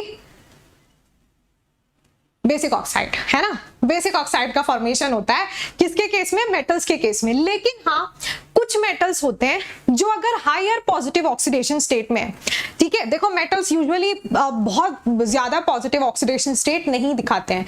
metals को लोअर ऑक्सीडेशन स्टेट पसंद है, कम पॉजिटिव ऑक्सीडेशन स्टेट पसंद है, या फिर नेगेटिव ऑक्सीडेशन स्टेट भी वो नहीं शो करेगा। तो मेटल्स के केस में जैसे MnO4 नेगेटिव हो गया, जैसे डाइक्रोमेट आयन है, देखो यहाँ पर देखना, जैसे कि MnO4 नेगेटिव आयन हो गया, जैसे कि Cr2O7 2 नेगेटिव हो गया। यार इसमें यहाँ ये +7 होता है, ये वाले केस में कितना होता है? यहाँ पर कितना आ जाएगा यार? ये भी +7 ही आएगा क्या? दिस विल बी +7 और ये कितना आएगा? 2x। हाँ, ये +6 है, दिस इज +6, ठीक है। तो ऐसा हायर ऑक्सीडेशन स्टेट दिखाने वाले भी मेटल्स आपका क्या बनाते हैं? यहाँ पर ये एसिडिक ऑक्साइड्स बना लेंगे, ठीक है। तो ये एक्सेप्शनल केसेस हैं जो मेटल्स हैं, जिनमें मेटल है लेकिन ये एसिडिक ऑक्साइड का फॉर्मेशन करते हैं। मैंने आपको क्या कहा कि आपके पास जो मेटल्स हैं वो बेसिक ऑक्साइड बनाते हैं। बट ये वाले जो मेटल्स हैं यहाँ पर आपके पास एसिडिक ऑक्साइड का फॉर्मेशन हो जाता है। फिर यार जितने आपके नॉन मेटल्स होते हैं, नॉन मेटल्स किसका फॉर्मेशन करते हैं? एसिडिक ऑक्साइड का। देखो मेटल में एक और एग्जांपल ले सकते हो, जैसे सोडियम है। सोडियम दुनिया में सबको ही पता है इट इज अ मेटल। अब सोडियम ऑक्सीजन के साथ NaO2 बना लेगा या NaO, जो भी ऑक्साइड पर ऑक्साइड आप कुछ भी बना दो, फिर उसके बाद उसका हाइड्रोलिसिस कराओ, क्या बनता है? NaOH which is a base. तो बेस ही बनता है हमेशा मेटल के साथ यूजुअली। और ऐसे ही लेट्स से आपके पास सल्फर है। सल्फर क्या है? Sulphur is a non metal. उसके ऑक्सीजन के साथ रिएक्शन कराओगे तो आपके पास क्या आता है? SO2 आता है। तो यहां पर सल्फर हमारा क्या है? It is a non metal. तो नॉन मेटल के साथ SO2 आपका ये मिला। अब यार SO2 का तुम हाइड्रोलिसिस करा दो, या फिर यहां पर अगर कंप्लीट कंबशन में SO3 बना दिया जाए, SO3 का आप हाइड्रोलिसिस कराते हो तो आपके पास क्या बन जाएगा? ऐसे ही सल्फ्यूरस एसिड बन जाता है, H2SO3। ठीक है, H2SO3 का यहाँ पर फॉर्मेशन हो जाएगा, जिसको हम क्या बोलते हैं? Sulphurous acid, right. तो वो क्या है? एसिड ही है। तो देख लो अभी तुम लोग कि आपका यहाँ पर क्या होता है? नॉन मेटल्स जो हमारे होते हैं, जैसे क्या हुआ? सल्फर हुआ, नाइट्रोजन है ना, ये सब क्या करते हैं? एसिडिक ऑक्साइड का फॉर्मेशन करते हैं। अब एम्फोटेरिक कौन होते हैं? एम्फोटेरिक का मतलब है यार जो एसिड बेस दोनों की तरह बिहेव कर सकते हैं। ठीक है, एम्फोटेरिक को आप आज के लिए in fact you can in fact leave it, क्योंकि एम्फोटेरिक का मैं आपको अलग से ही निमोनिक में आप लोग को दूंगी, जिसमें हम लोग डी ब्लॉक, पी ब्लॉक सारे एलिमेंट्स को कवर कर लेंगे कि यार कौन कौन से डी ब्लॉक के एलिमेंट्स और कौन से पी ब्लॉक के एलिमेंट्स आपका एम्फोटेरिक ऑक्साइड का फॉर्मेशन करते हैं। तो I am leaving it for today. हालांकि यहाँ पर आप जानते हैं बहुत अच्छा एग्जांपल है एल्यूमिनियम का ऑक्साइड, एम्फोटेरिक ऑक्साइड की तरह बिहेव करता है। ठीक है, जिंक का करता है, देखो मैं आपको सारे बता देती हूँ, फिर उसका निमोनिक बाद में दूंगी। जिंक का करता है, लेड का करता है, बिस्मिथ का करता है, एंटीमनी का करता है, और जर्मेनियम का करता है। ठीक है, इंडियम का करता है, और हाँ ठीक है, दे ऑल शो मतलब they all give amphoteric oxides, right. इसके लिए निमोनिक मैं आपको बाद में दे दूंगी। एक मैं चाहती हूँ मतलब कि यार एक बारी हम लोग डी ब्लॉक का तक एलिमेंट तक पहले पहुंच जाएं, पी ब्लॉक का सारे ग्रुप्स हम लोग कवर कर लें, फिर मैं आपको बताऊं, सो दैट एक एक एलिमेंट उसके अंदर कवर हो जाए, राइट। फिर लास्ट हमारे पास बचता है न्यूट्रल, जिनका कोई सीन ही नहीं है। तो न्यूट्रल जैसे आपके पास कार्बन मोनोऑक्साइड बन जाए, जैसे पानी है यार, वाटर एसिड बेस दोनों की तरह बिहेव कर जाता है वैसे, है ना, लेकिन वाटर को हम क्या मानते हैं? Neutral oxide. पीएच कितना होता है वाटर का? Pure water has a pH of 7, which indicates कि वो कैसा है? न्यूट्रल है।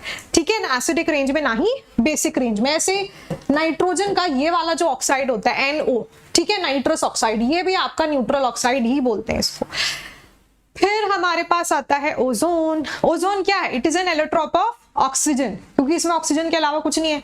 ओजोन क्या होता है यार? वो जो एटमॉस्फेयर में आपको यूवी रेस से जो लेयर प्रोटेक्ट कर रही है, वो किसकी होती है? ओजोन लेयर ही होती है ना। आप लोगों ने सुना है, सबने ही सुना है ग्रीन हाउस इफेक्ट के बारे में, ग्लोबल वार्मिंग, क्या हो रहा है कि आपका ये जो ओजोन लेयर है ये डिप्लीट हो रहा है, you know, due to the rise in temperature, और ये सब गैसेस की वजह से, ग्रीन हाउस गैसेस की वजह से। तो वो क्या होता है कि वो आपका किससे प्रोटेक्ट कर रहा है? यूवी रेस को आने से प्रोटेक्ट कर रहा है। तो ओजोन, ये तो आप लोग इसकी एप्लीकेशन तो मेरे ख्याल से लिख ही लोगे। फिर इसके बाद इसका प्रेपरेशन मेथड देखो कैसा होता है। आप क्या करते हो? ऑक्सीजन होता है ना, ऑक्सीजन, डाई ऑक्सीजन, वहीं पर आप बहुत ज्यादा अमाउंट ऑफ एनर्जी या पोटेंशियल जब प्रोवाइड करोगे तो ये आपका ओजोन में कन्वर्ट हो जाता है। ठीक है, किस में कन्वर्ट हो जाएगा? ओजोन में। लेकिन उसके लिए आपको बहुत ज्यादा एनर्जी सप्लाई करनी पड़ेगी, यानी कि एक हाईली एंडोथर्मिक प्रोसेस है। जब हमारा कुछ रिएक्शन कराने के लिए हमें कुछ नहीं करना पड़ रहा, रिएक्शन खुद ब खुद हो जाए और एनर्जी रिलीज हो इनफैक्ट, तो वो रिएक्शन होती है एक्सोथर्मिक रिएक्शन, जहां एनर्जी रिलीज हो रही है किसी रिएक्शन के होने पर। वहीं अगर आपको एनर्जी सप्लाई करनी पड़ रही है, आपको अपनी तरफ से एनर्जी देनी पड़ रही है, तो वैसे रिएक्शंस क्या कहलाती हैं? एंडोथर्मिक रिएक्शंस कहलाती हैं। और ये एक हाईली एंडोथर्मिक रिएक्शन होगा। ऑक्सीजन में यहां पर आप बहुत सारा एनर्जी प्रोवाइड करोगे तो आपके पास क्या बन जाता है? यहां पर ओजोन का फॉर्मेशन हो जाएगा इलेक्ट्रिक डिस्चार्ज के प्रेजेंस में, राइट। फिर हमारे पास क्या आता है कि यार ये जो ओजोन है ना, it will have oxidising nature. ऐसा इसलिए क्योंकि ओजोन जो है आपका स्टेबल तो वैसे भी होता ही नहीं है ना। देखो कितनी एनर्जी के बाद बना है, तो डेफिनेटली स्टेबल नहीं है। और यहाँ पर आपको ये ऐसा एक नेसेंट ऑक्सीजन देता है, इसको हम क्या बोलते हैं? Nascent oxygen. ये नेसेंट ऑक्सीजन जो है ये किसी और के पास चला जाए, है ना, उसको भी तो ऑक्सीडेशन ही कहोगे, ऐसा कोई ऑक्सीजन ले ले तो ये as a good oxidising agent behave कर सकता है, क्योंकि ओजोन बहुत ही अनस्टेबल है, बहुत मुश्किल से बना है। तो जैसे ही बनेगा वो वापस से इट वुड वांट कि मैं वापस से टूटकर कन्वर्ट हो जाऊं ऑक्सीजन में, है ना। तो वो O2 गैस लिबरेट करेगा और नेसेंट ऑक्सीजन एटम आ जाएगा। तो due to the presence of this nascent oxygen atom ये किसकी तरह बिहेव करता है, स्ट्रॉन्ग ऑक्सीडाइजिंग एजेंट की तरह, ठीक है। तो फॉर एग्जाम्पल इसका एक एग्जाम्पल ले लेते हैं यार। जैसे मान लो तुम्हारे पास HCl है, HCl को आप ऐसा ही उसमें ये ऑक्सीजन ऐड करा दो जो यहाँ से आप लोग के पास आया है ना, ये नेसेंट ऑक्सीजन, तो क्या होगा यहाँ पर, ये आपका कन्वर्ट हो जाएगा इनटू H2O एंड Cl2, तो क्लोरीन गैस लिबरेट हो जाएगी। तो देखो इसका -1 ऑक्सीडेशन स्टेट था और यहाँ 0 में चला जाएगा, तो -1 to 0 जाना मतलब क्या हुआ है, इसने क्लोराइड आयन को क्लोरीन गैस में कन्वर्ट कर दिया। तो यहाँ पर इसने क्या किया है, ऑक्सीडेशन। तो यहां से आप इसकी ऑक्सीडाइजिंग प्रॉपर्टी समझ रहे हो, ठीक है, कि कैसे किसी का भी क्या कर देता है, ऑक्सीडेशन करा देगा। So it is a good oxidising agent. उसके बाद यार नेक्स्ट हम लोग के पास क्या आता है कि इसका स्ट्रक्चर ये रहा, these are the 2 resonating structures for ozone. तो बिल्कुल सिंपल है, ऐसा बेंट शेप होता है, जैसे आपने वाटर मॉलिक्यूल का भी पढ़ा है, 2 ऑक्सीजन एटम्स के बीच में यहाँ पर डबल बॉन्ड होगा, और अब definitely if you have a double bond तो उसका फिर रेजोनेंस हो सकता है, आपका डबल बॉन्ड इधर उधर कहीं भी घूम सकता है बिटवीन दीज 2 बॉन्ड्स, तो इधर भी आ सकता है। सो ये आपके 2 आइडेंटिकल, इनको हम क्या बोलते हैं कि एक जैसे ही है ना, इनमें कोई डिफरेंस दिख रहा है आपको। अगर आप किसी को बोलकर समझाएंगे, वैसे तो लुईस डॉट स्ट्रक्चर से बनाया गया है यहाँ पर, कि यार अगर आप किसी को बोलकर बताओ, देखो एक ऑक्सीजन एटम है बीच में, फिर उसने एक ऑक्सीजन के साथ डबल बॉन्ड बनाया, एक के साथ सिंगल, दूसरे वाले में भी तो बिल्कुल सेम यही हो रहा है। तो ये दोनों ही दीज आर आइडेंटिकल या फिर इक्विवेलेंट रेजोनेटिंग स्ट्रक्चर्स, किसके, ऑक्सीजन के, राइट। विद दिस हम जो है ऑक्सीजन फैमिली में, आपका ऑक्सीजन भी हो गया, मतलब ऑक्सीजन फैमिली की रिएक्शन सब हो गई, उसके कंपाउंड्स हो गए, एक तो डाइऑक्सीजन और एक ओजोन। अब हम चलते हैं किसके पास, सल्फर के पास, और बस यही रहता था यहाँ पर सल्फर आपका। और फिर हमारा पूरा का पूरा ये जो आपका सल्फर ऑक्सीजन फैमिली है पूरा फिनिश हो जाएगा, ठीक है। तो नेक्स्ट 15 मिनट्स और आपका ये वाला जो ब्लॉक में ये वाला जो ग्रुप है ये आपका फिनिश हो जाएगा। फिर कल मिलेंगे हेलोजन फैमिली के साथ, और हेलोजन फैमिली के साथ साथ ही इनर्ट गैसेस कर लेंगे। अब पूरा P ब्लॉक फिनिश, ठीक है। चलो यार, यहाँ पर अगर हम आते हैं तो हमारे पास ना सल्फर के 2 फॉर्म्स होते हैं, एक होता है रोम्बिक सल्फर, कौन सा, रोम्बिक सल्फर, और इसको अगर आप 269 केल्विन टेम्परेचर देते हो तो ये आपका कन्वर्ट हो जाता है इनटू मोनोक्लिनिक सल्फर। तो these are the 2 allotropic forms of sulphur, जिनमें आपका सल्फर मतलब ये 2 फॉर्म्स में आपको मिलता है। रोम्बिक सल्फर को अल्फा सल्फर कहते हैं, इसको हम अल्फा सल्फर बोलते हैं, और इसको हम बीटा सल्फर बोलते हैं। तो that means they are interconvertible, केवल टेम्परेचर का सीन है, थोड़ा सा ज्यादा टेम्परेचर दें तो रोम्बिक सल्फर आपका किस में कन्वर्ट हो जाएगा, मोनोक्लिनिक सल्फर में कन्वर्ट हो जाएगा। उसके बाद यार यहाँ पर आपके पास ये सल्फर का S8 फॉर्म आता है, S8 और S6। हालांकि रोम्बिक सल्फर और जो आपका मोनोक्लिनिक सल्फर है ये दोनों S8 फॉर्म में ही रहते हैं। तो S8 फॉर्म में ऐसा क्राउन शेप होता है, सबको दिख रहा है क्राउन जैसा, है ना, क्राउन जैसा दिख रहा है सब लोगों की, नहीं कि यहाँ पर ये जो 8 सल्फर एटम्स हैं, चेक करो 1 2 3 4 5 6 7 8 सल्फर एटम्स आपका ऐसा एक क्राउन के शेप में अरेंज हुआ है। तो this is the crown shape for किसके लिए, S8 के लिए। तो S8 आपका इस तरीके से ये क्राउन शेप में एग्जिस्ट करता है। तो यार ये इंपॉर्टेंट आपको पता होना चाहिए। फिर यहाँ पर ये कैसा लग रहा है, यहाँ किसी को बिठा दो, लेट्स से ये तुम ही हो, तुम बैठ जाओ इसके ऊपर, कैसा है, ऐसा चेयर जैसा लग रहा है, देखो आराम से आप इसके ऊपर बैठकर एंजॉय कर सकते हो। तो this is the chair form of sulphur. और अगर आप यहाँ पर देख पा रहे हो तो सिर्फ 6 एटम्स ऑफ सल्फर यूज हुए हैं। तो ये S6 में आपको क्या मिलता है, S6 के अंदर हमें मिलता है दी चेयर फॉर्म, ठीक है। तो ये आपके एलोट्रॉप्स ऑफ सल्फर में एक तो रोम्बिक सल्फर, मोनोक्लिनिक सल्फर आ गया, दोनों S8 फॉर्म में एग्जिस्ट करते हैं। अल्फा सल्फर है, एक बीटा सल्फर है, टेम्परेचर का बस सीन है यहाँ पर थोड़ा सा, और आपको पता चल गया chair form and your crown form, ये दो आपके पास सल्फर के एलोट्रॉप्स में ये फॉर्म्स आ जाएंगे। फिर एक इंपॉर्टेंट बात आती है, S8 देख लिया, S6 देख लिया, साथ के साथ आपको पता होना चाहिए कि यार ये जो सल्फर होता है ना, अगर वेपर स्टेट में हम जाएंगे, किसमें, वेपर स्टेट में आप चेक करते हो तो ये S2 के फॉर्म में एग्जिस्ट करता है। किसके फॉर्म में, S2 डाई सल्फर। और S2 फॉर्म में जब ये एग्जिस्ट करता है तो it is paramagnetic in nature. कैसा होता है? It is paramagnetic in nature, क्योंकि बिल्कुल O2 की तरह, जैसे आपने डाई ऑक्सीजन में देखा था, डाई ऑक्सीजन वाज क्या पैरामैग्नेटिक, क्योंकि उसके पाई स्टार एमओ में, उसका जो ये पाई एंटी बॉन्डिंग एमओ था, उसके अंदर एक अनपेयर्ड इलेक्ट्रॉन होता है। बिल्कुल इसी तरीके से यहां पर भी इसमें क्या होगा, वन अनपेयर्ड इलेक्ट्रॉन उसके पाई स्टार एमओ में, अनपेयर्ड इलेक्ट्रॉन, है ना, क्योंकि यार सल्फर ऑक्सीजन फैमिली का ही तो है, तो इनकी electronic configuration same to same type ही तो होती है, तो उसका ही जैसा इसका आउटर कॉन्फ़िगरेशन होगा, तो बस वैसे इलेक्ट्रॉन फिलिंग इसमें भी होगी। इसका भी पाई स्टार एमओ में एक अनपेयर्ड इलेक्ट्रॉन होता है, और क्योंकि एक unpaired electron it is paramagnetic.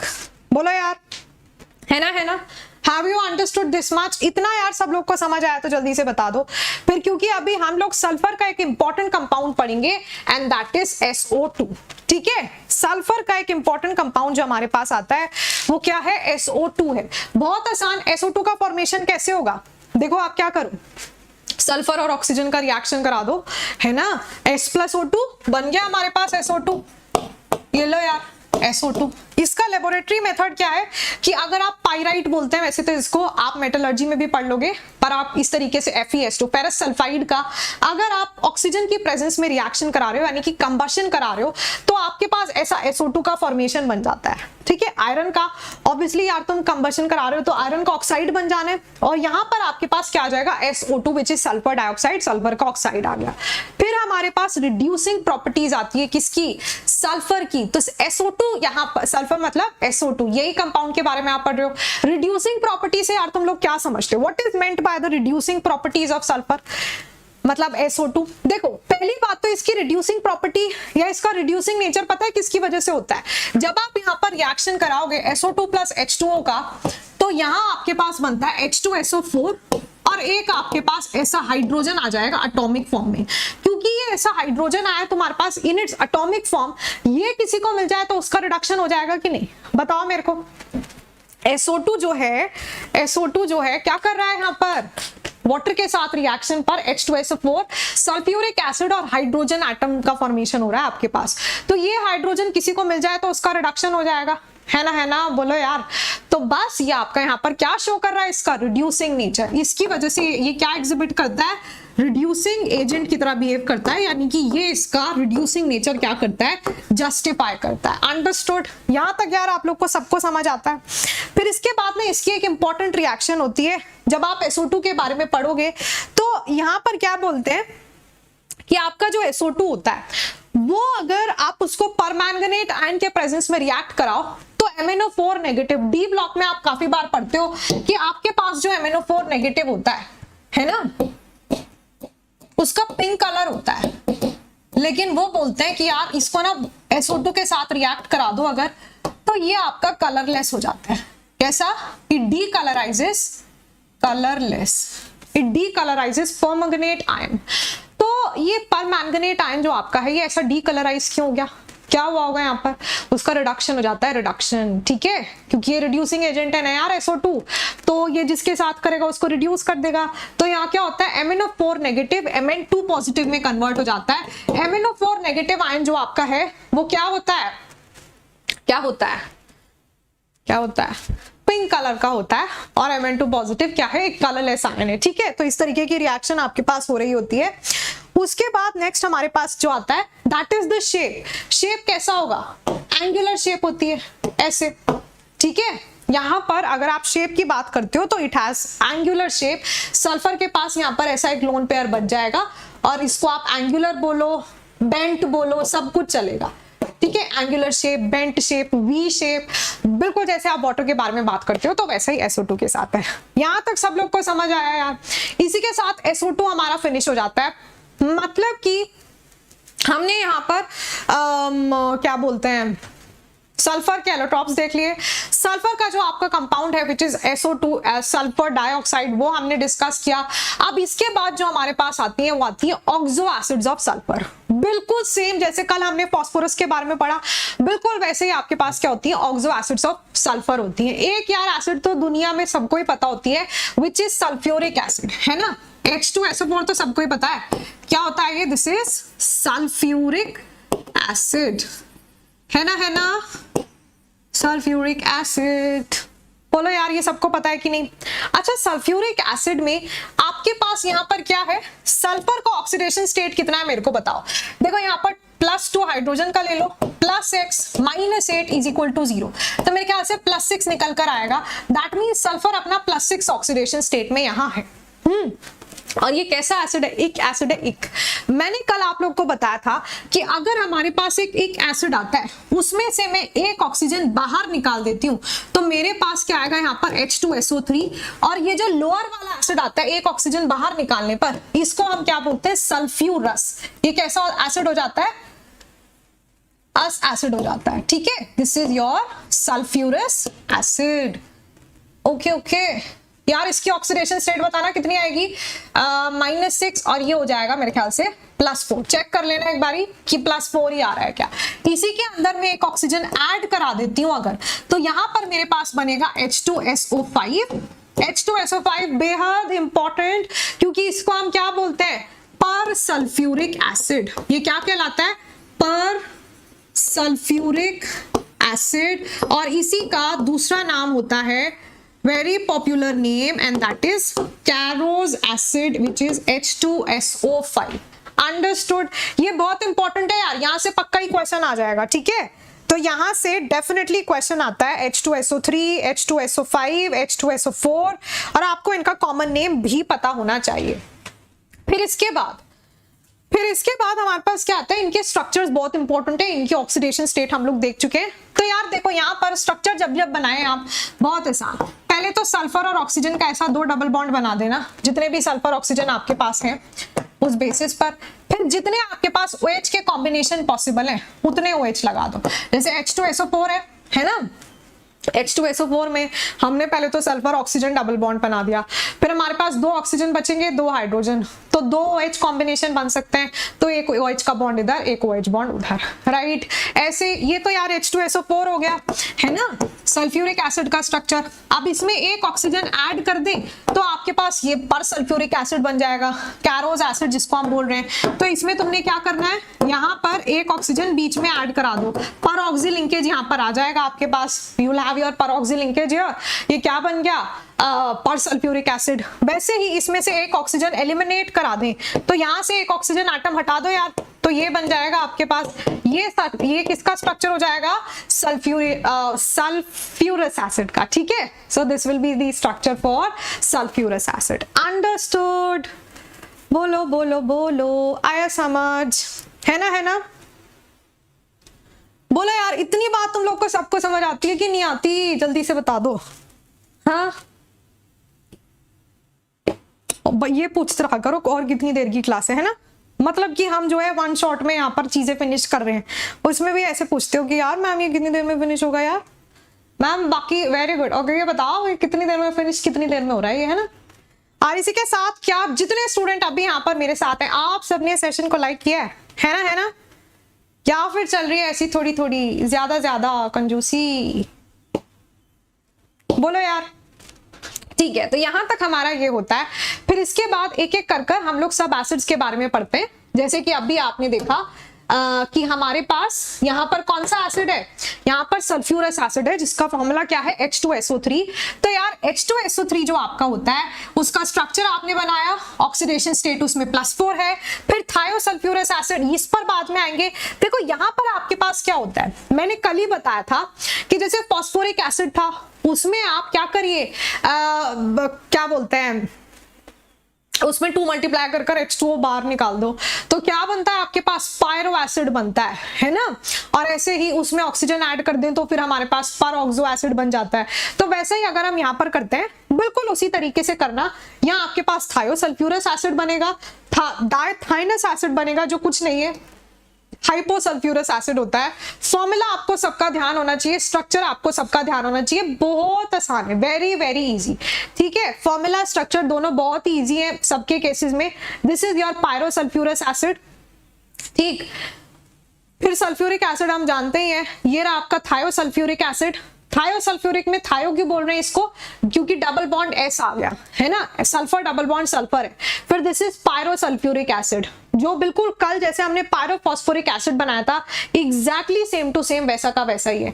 तो आपने सेम यहाँ पर वही लॉजिक अप्लाई करने हैं और मैं आपको बता देती हूँ कि यहाँ पर इनका जो कॉमन नेम है, now listen to this very clearly, very very very clearly, sorry मतलब ये बात अच्छे से सुनो यार, कि क्या बोलते हैं, जितने भी आपके पास ऑक्सो एसिड्स ऑफ सल्फर है, इनका जो नॉमेनक्लेचर है, इनकी जो ऑक्सीडेशन स्टेट है, इनका जो स्ट्रक्चर है, इनकी बिल्कुल सेम ट्रिक है जैसे कि आप लोगों ने फास्फोरस के ऑक्सो एसिड्स के लिए सीखी है।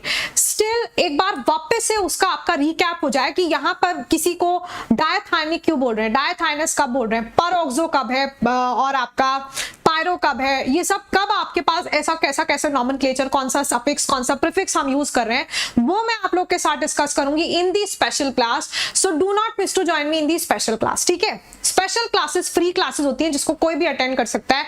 आप देख रहे हो चार्ट सेक्शन में कम्युनिटी लिंक पिन हुआ है जो आपको मेरे प्रोफाइल तक ले जाएगा, तो वहां पर आपको वो सेशन का लिंक मिल जाएगा जिसको आप बिल्कुल फ्री अटेंड कर सकते हो और वहां पर हम इसको डिस्कस कर लेंगे, ठीक है। तो वहां पर कर लेंगे यार। फिर इसके बाद नेक्स्ट हमारे पास क्या आता है कि ये जो आपका सल्फ्यूरिक एसिड है, आप लोग देखते होंगे बहुत जगह हम रिएक्शन कराते हैं और सल्फ्यूरिक एसिड डालते हैं कब, जब हमें डिहाइड्रेशन कराना है। तुम लोगों ने देखा होगा जैसे ग्लूकोज होता है, ग्लूकोज है ना, या फिर इनफैक्ट सुक्रोज, ऐसा कुछ भी हमारे पास ये जो कार्बोहाइड्रेट्स होते हैं, इसमें अगर आप H2SO4 डाल दें, कॉन्सेंट्रेटेड H2SO4, तो वाटर मॉलिक्यूल बाहर निकल आता है।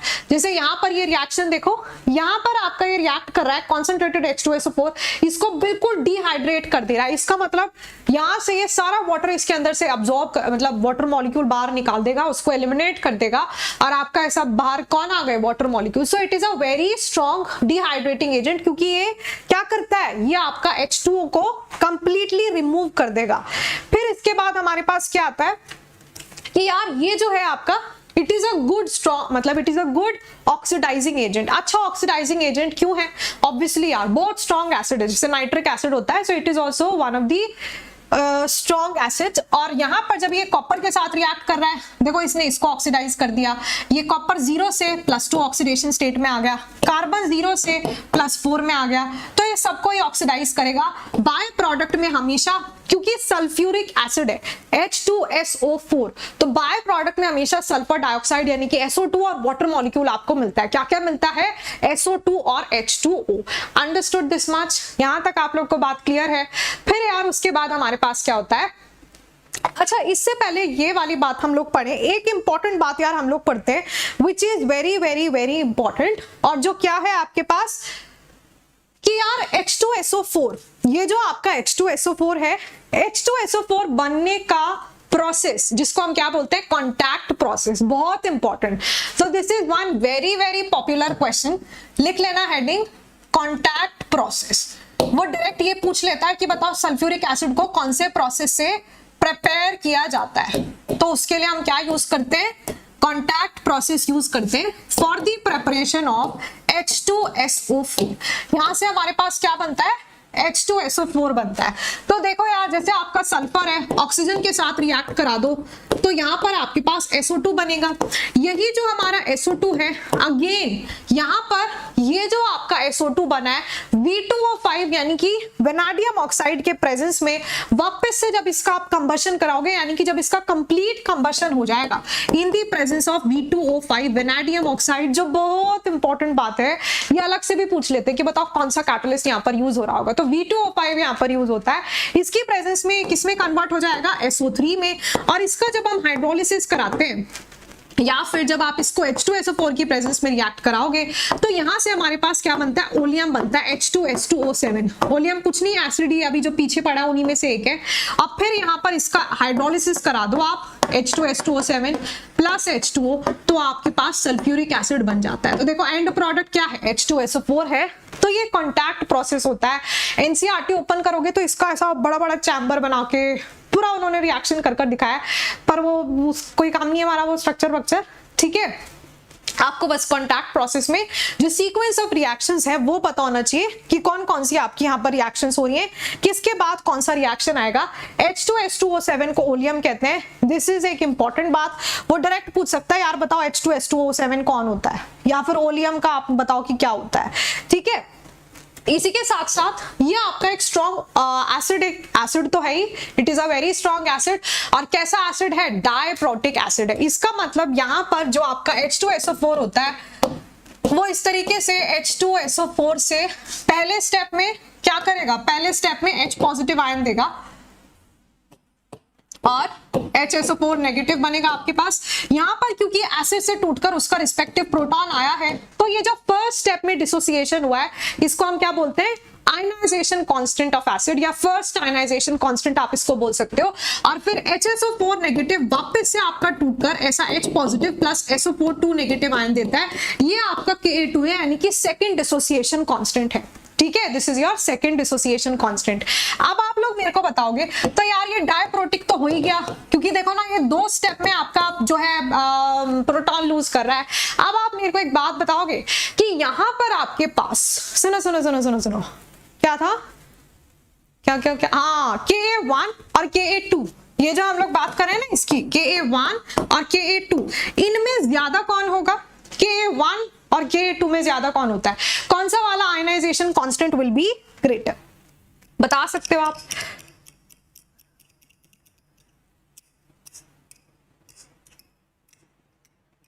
बोलो यार, which will be ज्यादा, which is greater here? जल्दी से बताएंगे। हाँ, ऐसे बोल रहे हैं Ka2, मतलब बहुत ही पिटाई होनी चाहिए यार तुम लोगों की तो।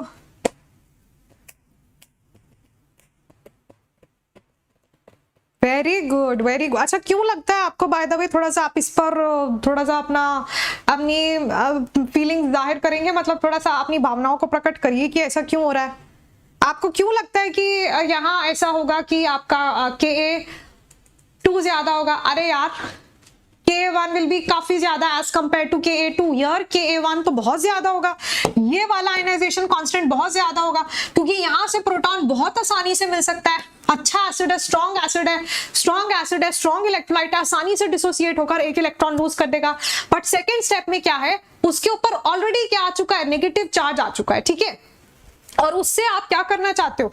किसी के ऊपर नेगेटिव चार्ज है, मतलब वो ऑलरेडी पॉजिटिव चार्ज डेफिशिएंट है, उसके पास पॉजिटिव चार्ज पहले ही कम हो गया, उसका नेगेटिव चार्ज डोमिनेट कर रहा है, और आप ऐसे उससे उसका मतलब यार तुम उसमें से एक प्रोटॉन निकालना चाहते हो, बेचारे के पास पहले ही पॉजिटिव कम है, तुम और उससे पॉजिटिव लेना चाह रहे हो, तो यहाँ पर वो आसानी से डिसोसिएट होगा ही नहीं। It will give very less H positive ions. ठीक है, तो यार देखो यहाँ पर ये वाला डिसोसिएशन कम होगा, ये वाला डिसोसिएशन कम होगा, तो Ka2 की वैल्यू कम आएगी। यार तुम कैसे हो यार? इसका भी आंसर गलत दिया है तुम लोगों ने, है ना?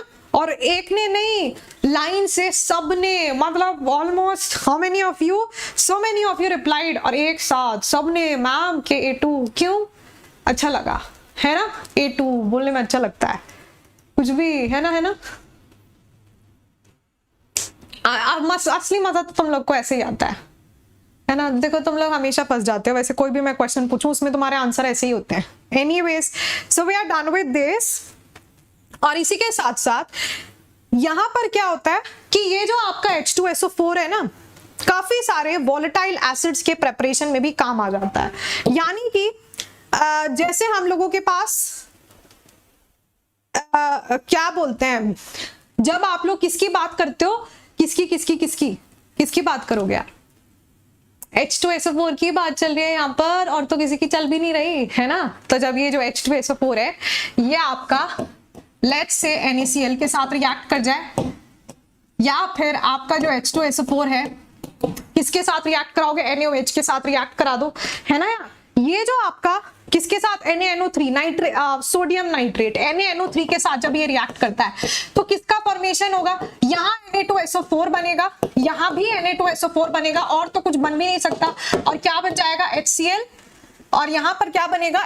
NHNO3। तो देखो यहाँ पर क्या होता है, ये ना वॉलेटाइल एसिड्स होती हैं, जो आपके पास HCl है और नाइट्रिक एसिड्स है HNO3, these are volatile acids. तो यहाँ पर क्या होता है, वॉलेटाइल एसिड का फॉर्मेशन कराने के लिए आप लोग क्या करते हैं, ऐसा H2SO4 का उनके रिस्पेक्टिव सॉल्ट, सोडियम सॉल्ट्स के साथ रिएक्शन करा दो, तो आपके पास एसिड फॉर्म हो जाती है। तुम सोचो तुम्हारे पास सल्फ्यूरिक एसिड आ जाए, तो आप वहां से क्या बना सकते हैं? सल्फ्यूरिक एसिड से आप हाइड्रोक्लोरिक एसिड, और दूसरा कौन है? बोलो बोलो, नाइट्रिक एसिड, यार ये मैं नहीं लिख रही हूँ, हाइड्रोक्लोरिक एसिड तो सबको ही पता होता है, ठीक है। तो यहाँ पर ये दो एसिड्स का फॉर्मेशन हो सकता है, राइट। यार यहां तक सब लोग को क्लियर है मेरे ख्याल से, अभी तो कोई कंफ्यूजन आप लोग को बचता नहीं होगा। और फिर इसके बाद कहाँ यूज होता है H2SO4, बहुत सारी रिएक्शन में यूज होता है, वेरी गुड डिहाइड्रेटिंग रिएजेंट है, तो डिहाइड्रेशन के लिए यूज होता है। इनफैक्ट क्या बोलते हैं, अरे यार जो ऐसा कार्स वगैरह में हम क्या डलवाते हैं, ऐसा होता है ना कि एसिड फिनिश हो गया, एसिड खत्म हो गया, तो क्या कर रहे होते हैं आप, बैटरी को रिचार्ज कर रहे होते हो, आप एसिड डलवाते हो उसके अंदर, तो वो H2SO4 ही होता है, वो जो एसिड हम लोग डलवाते हैं, ठीक है। तो जितने आपके लेड स्टोरेज बैटरीज होते हैं, इलेक्ट्रोकेमिस्ट्री में भी मैं आपको पढ़ाऊंगी कि कैसे वहां पर बैटरी के चार्जिंग के टाइम जब आप बैटरी को रिचार्ज कराते हो तो आप सल्फ्यूरिक एसिड उसके अंदर डालते हो, ठीक। तो आपको ध्यान रखना है यहाँ पर कि जो H2SO4 है वो हम किसके लिए यूज करते हैं, रिचार्जिंग ऑफ बैटरीज के लिए, यानी कि बैटरीज में भी आपका यूज होता है, स्ट्रॉन्ग डिहाइड्रेटिंग एजेंट तो है ही, राइट। तो ये दो प्रॉपर्टीज बहुत इंपॉर्टेंट है किसकी, सल्फ्यूरिक एसिड की। फिर तो यार मेरे क्या अभी हमारा पूरा जो है एनसीईआरटी मेरे सामने ही है, तो एनसीईआरटी की एक एक रिएक्शन हम लोगों ने यहाँ पर कवर की है। उसमें एक और क्वेश्चन एनसीईआरटी में आप ओपन करोगे तो वो कहता है कि यार सल्फर जो है, so I am reading out that in text question from NCERT. NCERT के पैराग्राफ बीच में वो देते हैं ना क्वेश्चन, वो सारे के सारे वैसे तो मैंने यहाँ पर डिस्कस किए। एक क्वेश्चन है कि why sulphur disappear when boiled with sodium sulphide, ठीक है। सल्फर जो है आपका डिसअपियर हो जाता है जब आप उसको सोडियम सल्फाइड के साथ क्या करते हो, ट्रीट करते हो। तो देखो सोडियम सल्फाइड ये होता है यार Na2SO3, ठीक है।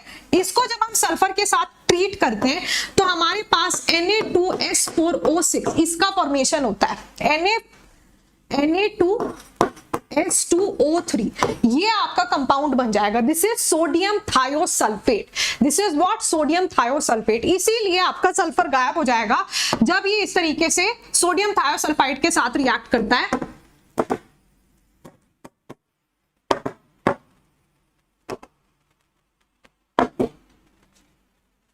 सोडियम थायोसल्फेट के साथ रिएक्ट करेगा तो आपका सल्फर गायब, बस हो गया finish. Oxygen family done done done done, मजे, कॉन्ग्रेचुलेशन। तो कॉन्ग्रेचुलेशंस एंड सेलिब्रेशंस तो आप कर लेना नीट के बाद, बस इसको अच्छे से पढ़ लो यार, ठीक है। पढ़ाई कर लो, बस पढ़ाई पढ़ाई, वेरी गुड पढ़ाई, नाइस नाइस। साथ साथ प्रैक्टिस सेशन में पार्टिसिपेट करते रहिए सो दैट आप क्वेश्चन समझ पाए। और यार क्या बोलते हैं, मैं ग्रुप पर टेलीग्राम पर इस तरीके से हैंड रिटन नोट्स आपके फॉरवर्ड